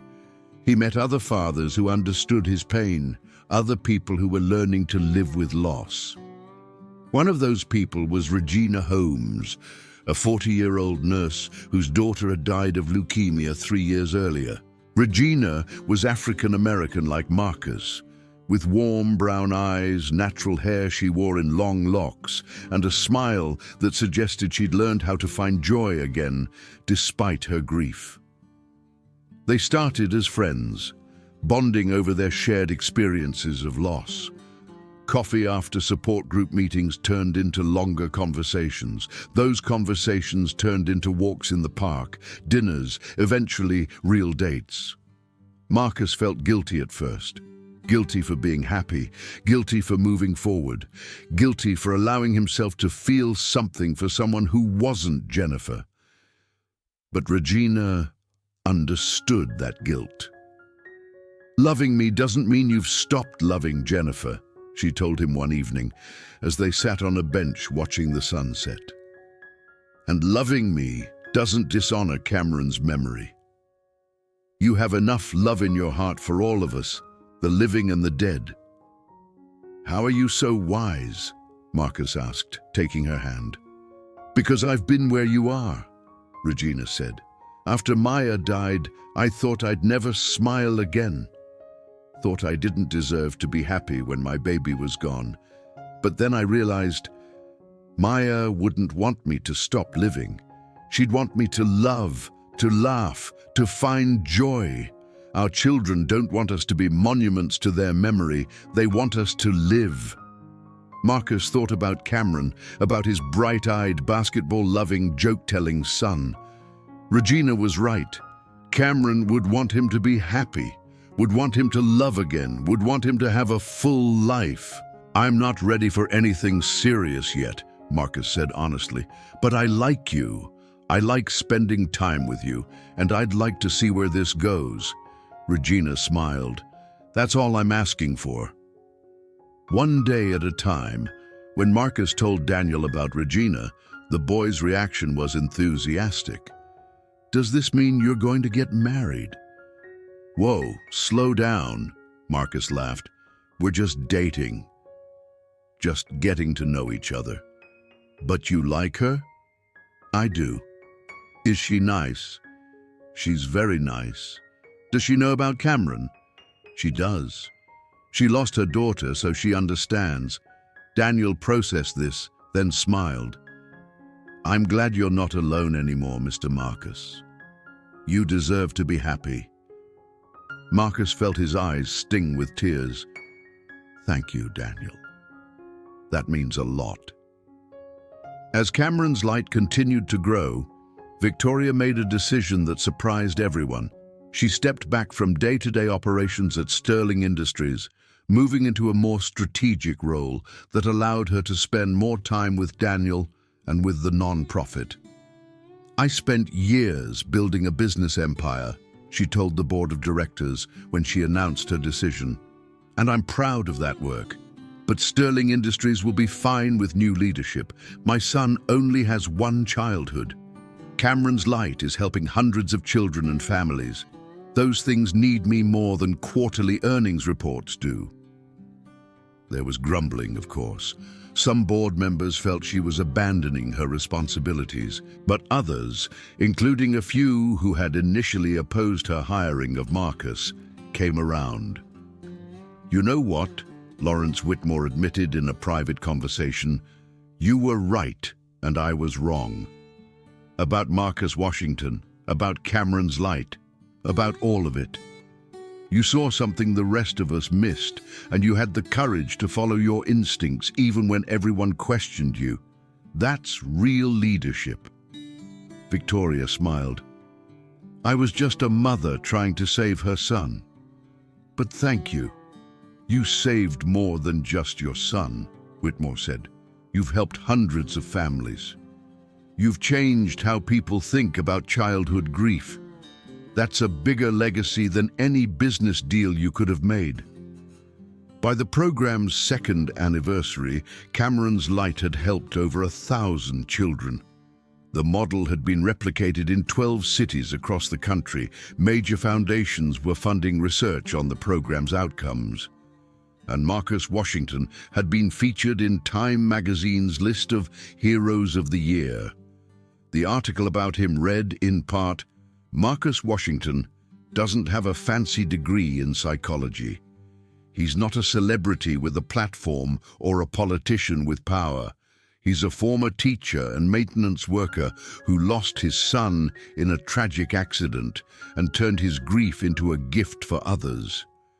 By founding Cameron's Light, named for his late son, Washington has created a new model for supporting grieving children, one that prioritizes presence over protocol, understanding over expertise, and humanity over credentials.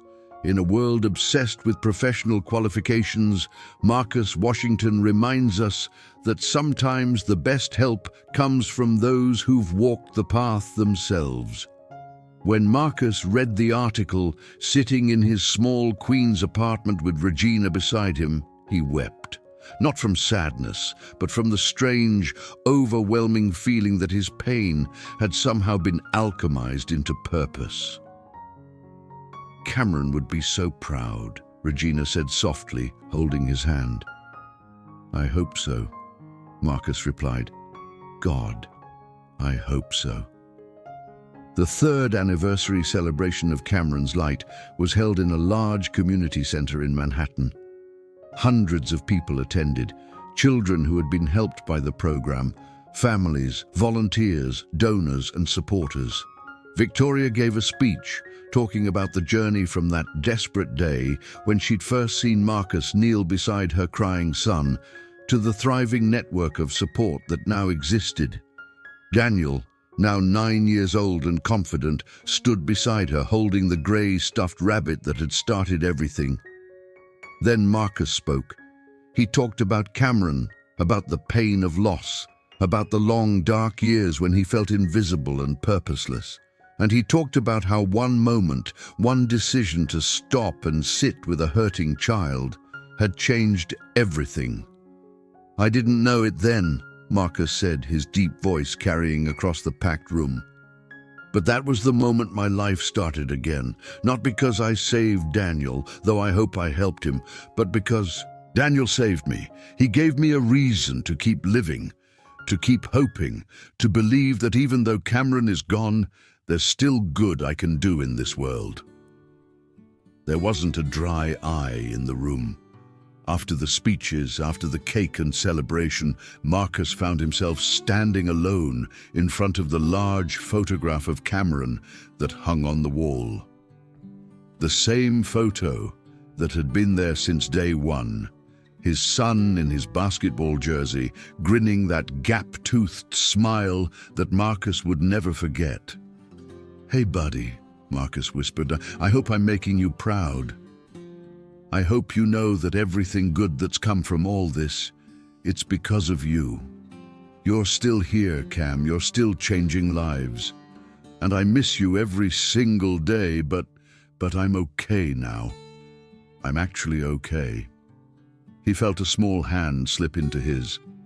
Daniel stood beside him, looking up at Cameron's picture. "He looks like he was really happy," Daniel observed. "He was," Marcus said, his voice thick with emotion. "He was one of the happiest kids I've ever known." "My dad was happy too," Daniel said. "I'm trying to remember that, instead of just remembering the crash." "That's good, Daniel. That's really good. Mr. Marcus?" "Yes?" "Thank you for helping me remember how to be happy too." Marcus pulled the boy into a hug, this child who had become like a son to him, and felt gratitude wash over him. Gratitude for survival, for second chances, for the mysterious way tragedy and grace could somehow coexist. Victoria joined them, placing a hand on Marcus's shoulder. The three of them stood there together, a family not of blood, but of shared grief, transformed into shared love. Across the room, Regina watched with a soft smile. Marcus's life, which had once seemed completely destroyed, had been rebuilt into something beautiful. Different from what it had been before Cameron's death, yes, but beautiful nonetheless. That evening, after everyone had gone home, Marcus sat alone in his apartment. But this time the solitude didn't feel oppressive, it felt peaceful. He pulled out a notebook, the same notebook where he'd sketched designs for the toys he made for the children at Cameron's Light. On a fresh page, he began to write a letter. "Dear Cameron, today we celebrated 3 years of Cameron's Light. 3 years since I knelt beside a crying boy and offered him a stuffed rabbit I'd made thinking of you. 3 years since I started to learn that even though you're gone, your light hasn't gone out. Over 1,000 children have been helped because of you, buddy. Over 1,000 families have found support and hope. And your old man, me, I'm doing okay now. Better than okay, actually. I met someone. Her name is Regina. She lost her daughter too, so she gets it. She understands that loving her doesn't mean I love you less. I think you'd like her. She's kind and funny, and she makes me want to try at life again. Daniel, that first boy I helped, he's doing great. He plays basketball now, just like you did. He's 9 years old and smart as a whip and still carries around that stuffed rabbit I made. Sometimes when I watch him shoot hoops, I see you in him. Not because he's replacing you, but because you taught me how to love a child, and that love didn't die with you. It just changed shape. I miss you, Cam. I'll miss you until the day I die. But I'm not just surviving anymore. I'm living, and I hope, that's what you'd want for me. Your light is still shining, son. Through me, through Cameron's light, through every child we help. You're still here in all the ways that matter. I love you, always and forever. Dad Marcus folded the letter and placed it in a box where he kept other letters he'd written to Cameron over the years. Letters that would never be mailed, but needed to be written anyway. Then he stood, walked to his window, and looked out at the lights of Queens spreading before him. Somewhere out there, children were sleeping in beds, children who had been helped by Cameron's light, children who had been seen and heard and loved through their grief. And somewhere beyond the city lights, beyond the veil between this world and whatever came next, Marcus chose to believe that Cameron knew, that his son understood, that in some mysterious way, love really did persist beyond death. The next morning, Marcus woke early and dressed carefully. Today was Saturday, which meant basketball at the community court with Daniel and 6 other kids from Cameron's light. Regina would be there too, bringing snacks and cheering from the sidelines. As Marcus laced up his sneakers, he felt something he hadn't felt in years. Excitement about the day ahead. Not just contentment or resignation or the grim determination to get through another day, but actual excitement about life. He grabbed his basketball, an old worn one that had been Cameron's, that he'd kept all these years, and headed out the door. The morning was crisp and clear, the kind of autumn day that made New York City feel full of possibility. As Marcus walked to the subway, he noticed things he'd been too numb to see for years, the way sunlight caught the edges of buildings, the sound of children laughing in a playground, the smell of fresh coffee drifting from a nearby cafe, an old woman feeding pigeons with a gentle smile. Life. Simple, ordinary, beautiful life. At the basketball court, Daniel saw Marcus coming and waved enthusiastically. "Mr. Marcus, I've been practicing my free throws." "Show me what you've got," Marcus called back, grinning. As Daniel lined up his shot, tongue between his teeth in concentration, just like Cameron used to do, Marcus felt it. A wave of bittersweetness so intense it almost took his breath away. Bitter because Cameron would never get to grow up and perfect his free throw. Sweet because here was another child who was alive, who was learning to live with loss, who was going to be okay. The shot went in. Daniel pumped his fist in triumph. Marcus cheered along with Regina and the other kids, his voice joining the chorus of celebration. And in that moment, Marcus understood something profound. Healing wasn't about the wound closing completely. It was about learning to live fully even with the scar. Cameron's absence would always hurt, but Cameron's presence, the memory of him, the love they'd shared, the legacy he'd left behind, that was eternal. "Your turn, Mr. Marcus," one of the other kids shouted, tossing him the ball. Marcus caught it, took a breath and shot. The ball arced through the air, higher, higher, and swished through the net.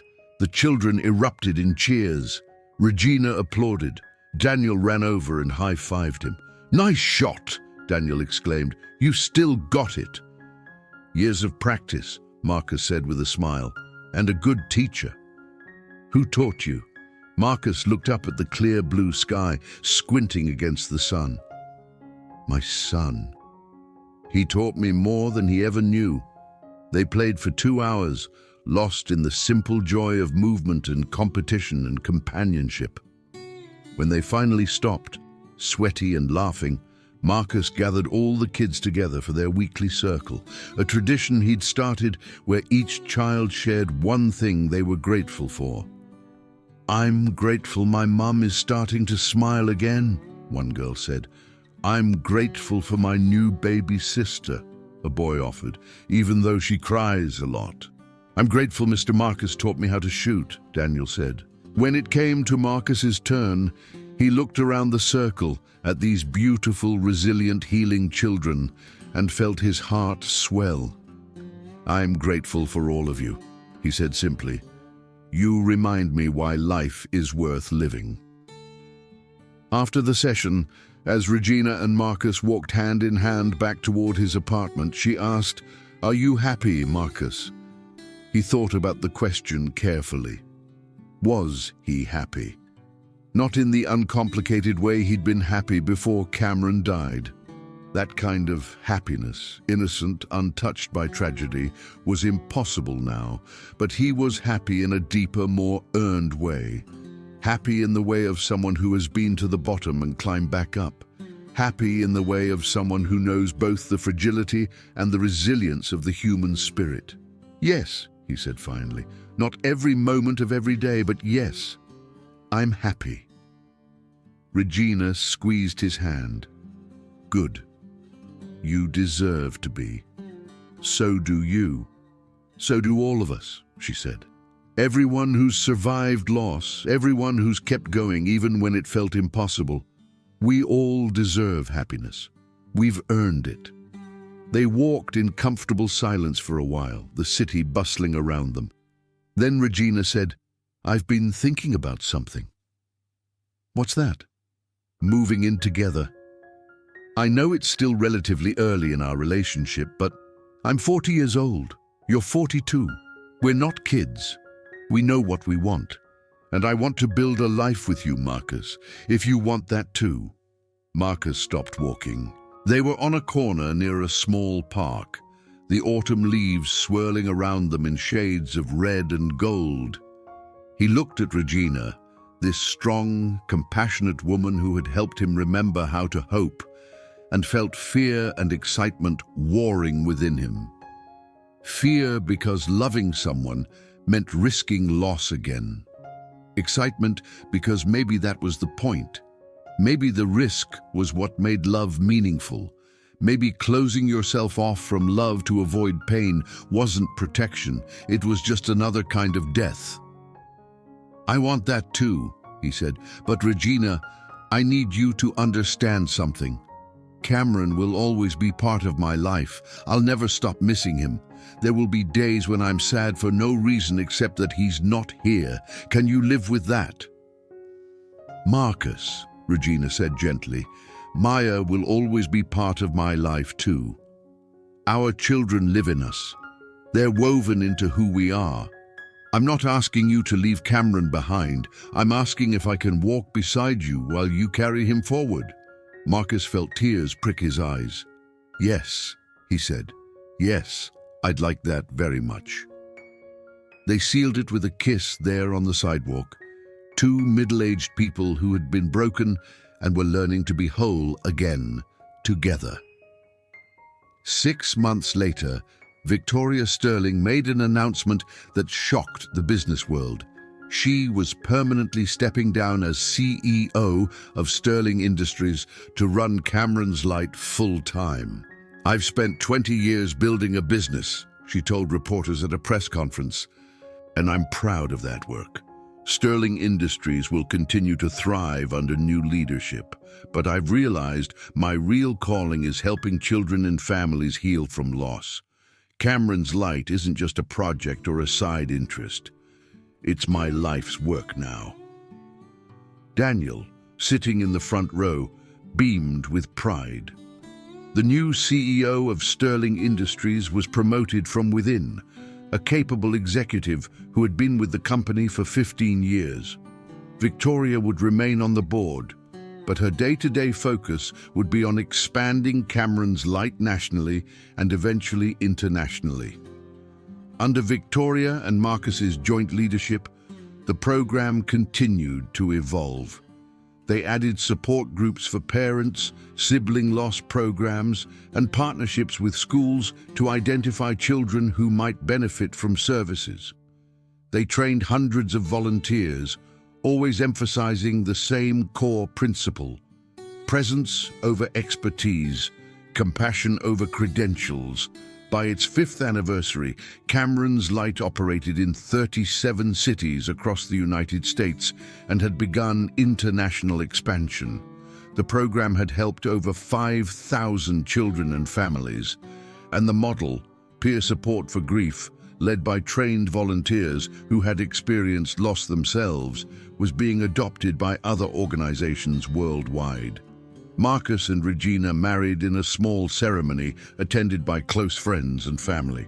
Daniel was the ring bearer, proudly carrying the wedding bands on a pillow.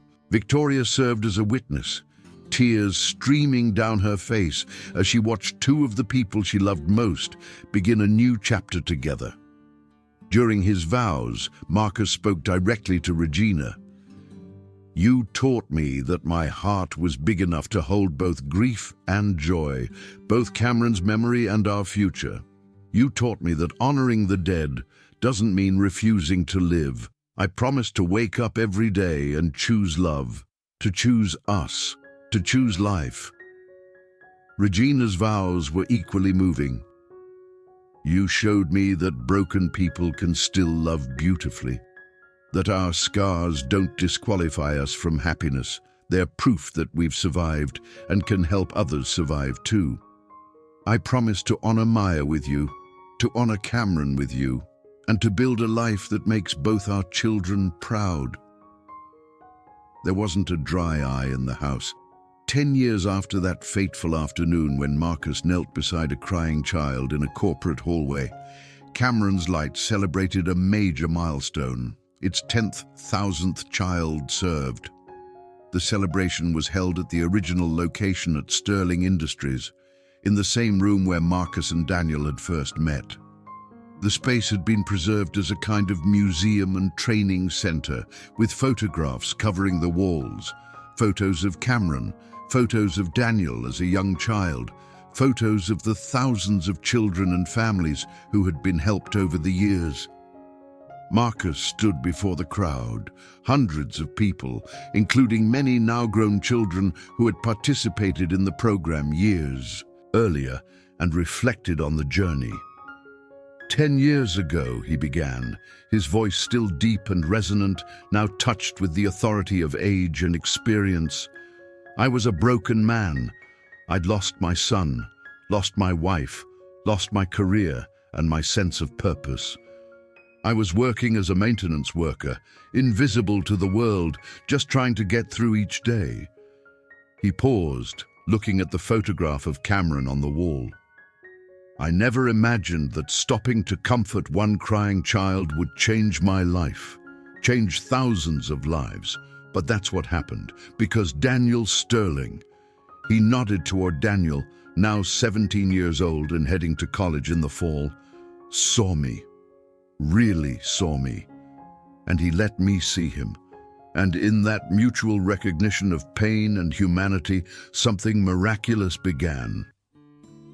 Victoria stood beside Marcus, her arm linked through his in a gesture of deep friendship and partnership. "Cameron's Light isn't just a program," Marcus continued. "It's a testament to the power of presence, of vulnerability, of meeting people in their pain instead of trying to rush them through it.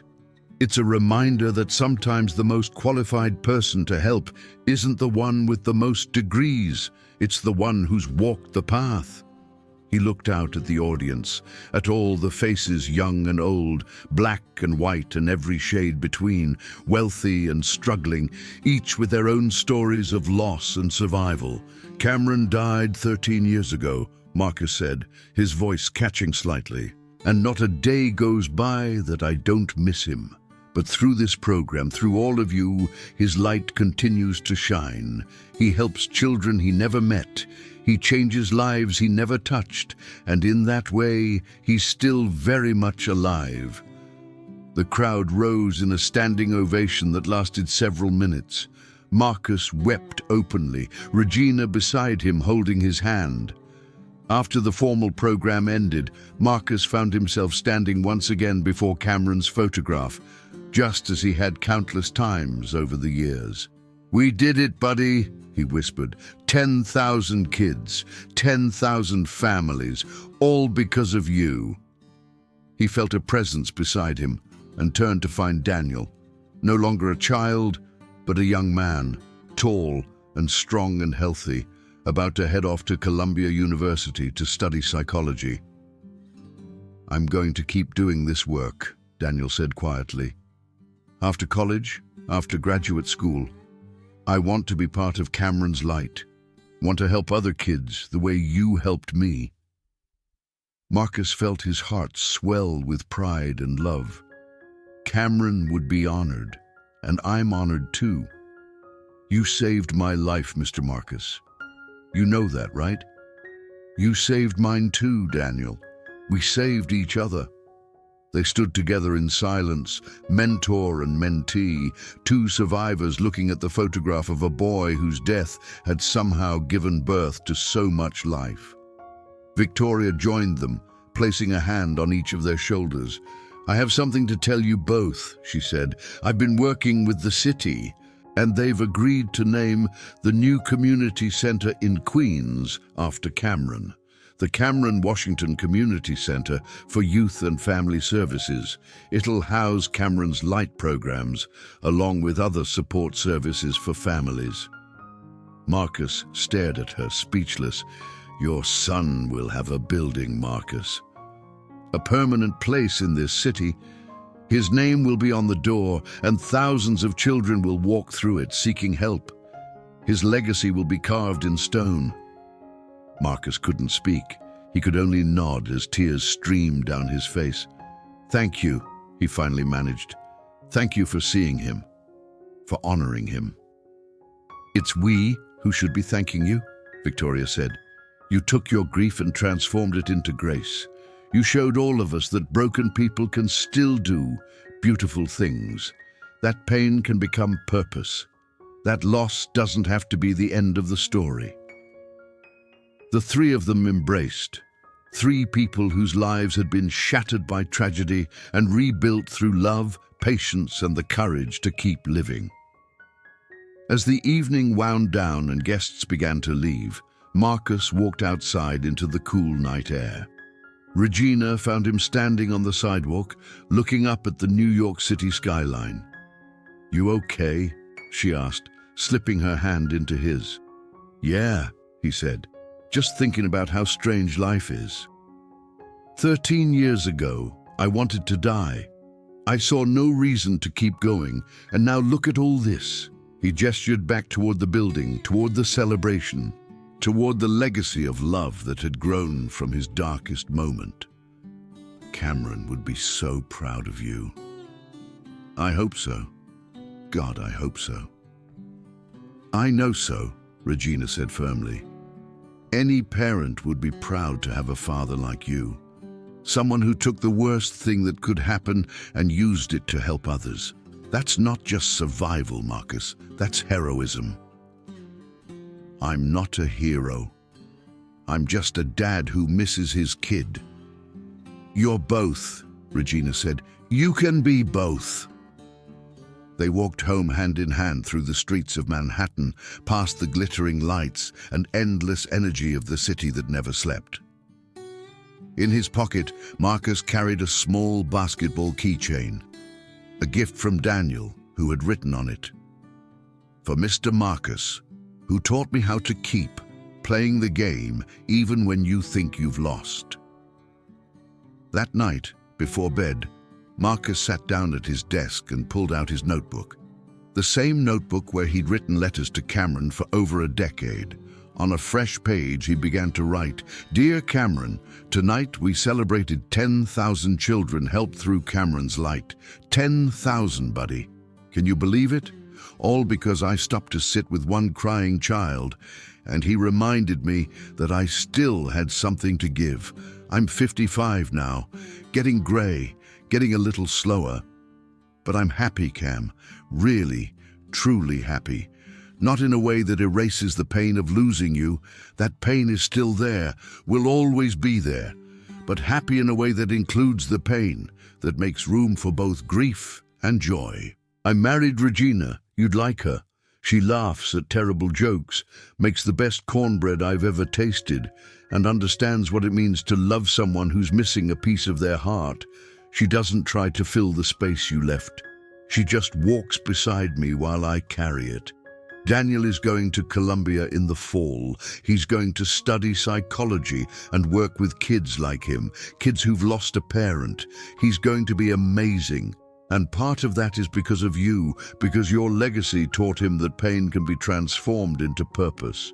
There's going to be a building named after you, the Cameron Washington Community Center. Your name on a building in New York City, helping thousands of people. That's your immortality, son. That's how you stay alive in this world. I'm not going to say I've made peace with your death. I don't think that's possible. But I've made peace with living without you. I've learned that I can miss you desperately and still love life, that I can honor your memory by living fully, by loving deeply, by helping others survive their own tragedies. You made me a father. And even though you're gone, I'm still a father. To the children at Cameron's Light, to Daniel in many ways, to anyone who needs what I learned from losing you. That love doesn't end when life does. I love you, Cameron. I'll love you until I take my last breath. And then, if there's anything after this, I'll find you and tell you all about the beautiful things that grew from the worst day of my life. Your dad, always and forever. Marcus closed the notebook and sat in the quiet of his apartment. Through the wall, he could hear Regina humming in the kitchen, making tea before bed. Outside, the sounds of the city played their endless symphony, sirens and car horns and distant music and voices. Life, messy, complicated, painful, beautiful life. Marcus stood, turned off the light in his study, and walked toward the kitchen, toward his wife, toward the future. But before he left the room, he glanced back one more time at the wall where a photograph of Cameron hung, his son, frozen at age 8, forever young, forever smiling. "Good night, buddy," Marcus whispered. "Thank you for teaching me how to live." And in the darkness, if you believed in such things, and Marcus was learning to believe again, maybe, just maybe, a small voice whispered back, "You're welcome, Dad. I'm proud of you too." Years later, when Marcus Washington passed away at the age of 71, his funeral was attended by hundreds of people. But it wasn't a sad affair. Per his wishes, it was a celebration of a life that had known profound tragedy and profound joy, often simultaneously. Daniel Sterling, now a renowned child psychologist and director of Cameron's Light, gave the eulogy. "Marcus Washington was my mentor, my friend, and in many ways, a second father. When I was 7 years old and drowning in grief, he sat beside me and taught me the most important lesson I've ever learned, that it's okay to hurt, that grief isn't something to be fixed or rushed through, but something to be honored and carried." Daniel paused, composing himself. Marcus lost his son Cameron when Cameron was just 8 years old. And for years, Marcus was lost too, lost in grief, in pain, in a world that didn't see him. But instead of letting that loss destroy him, he transformed it into light. Cameron's Light, a light that has now helped over 50,000 children and families around the world. 50,000. The number was staggering. Marcus used to say that Cameron was still alive through the work we do, that every child we help, every family we support, every person who learns to live with loss, that's Cameron's legacy. But it's Marcus's legacy too, because Marcus showed us that broken people can still be beautiful, that our scars don't diminish us, they prove we survived. Regina sat in the front row, flanked by Victoria and Daniel, tears streaming down her face but a smile on her lips. This was what Marcus would have wanted. Not mourning, but celebration. Not sadness, but gratitude for a life well lived despite unimaginable pain.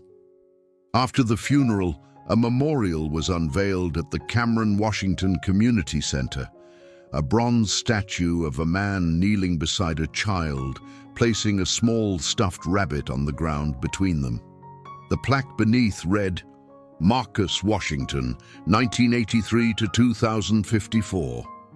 He turned his grief into grace, his pain into purpose, and taught us all that love persists beyond the boundaries of life itself. And in living rooms and community centers across the country, in 12 different countries now, children continued to gather in spaces called Cameron's Light, where trained volunteers who had survived loss sat with them and said, in essence, what Marcus Washington had said to Daniel Sterling all those years ago. I see you. I see your pain, and you're not alone. That simple message, that revolutionary act of presence, continued to ripple outward year after year, child after child, life after life. Because Marcus Washington had learned a truth that changed everything. Sometimes the most powerful thing we can do for another human being is simply to sit with them in their darkness and remind them through our presence that darkness is not forever. The light always finds a way to break through. And sometimes, just sometimes, that light carries the name of a boy who died too young, but whose love transformed the world. Cameron's Light, Marcus's legacy, a testament to the truth that even our deepest wounds can become our greatest gifts, if only we're brave enough to transform pain into purpose, grief into grace, and loss into love.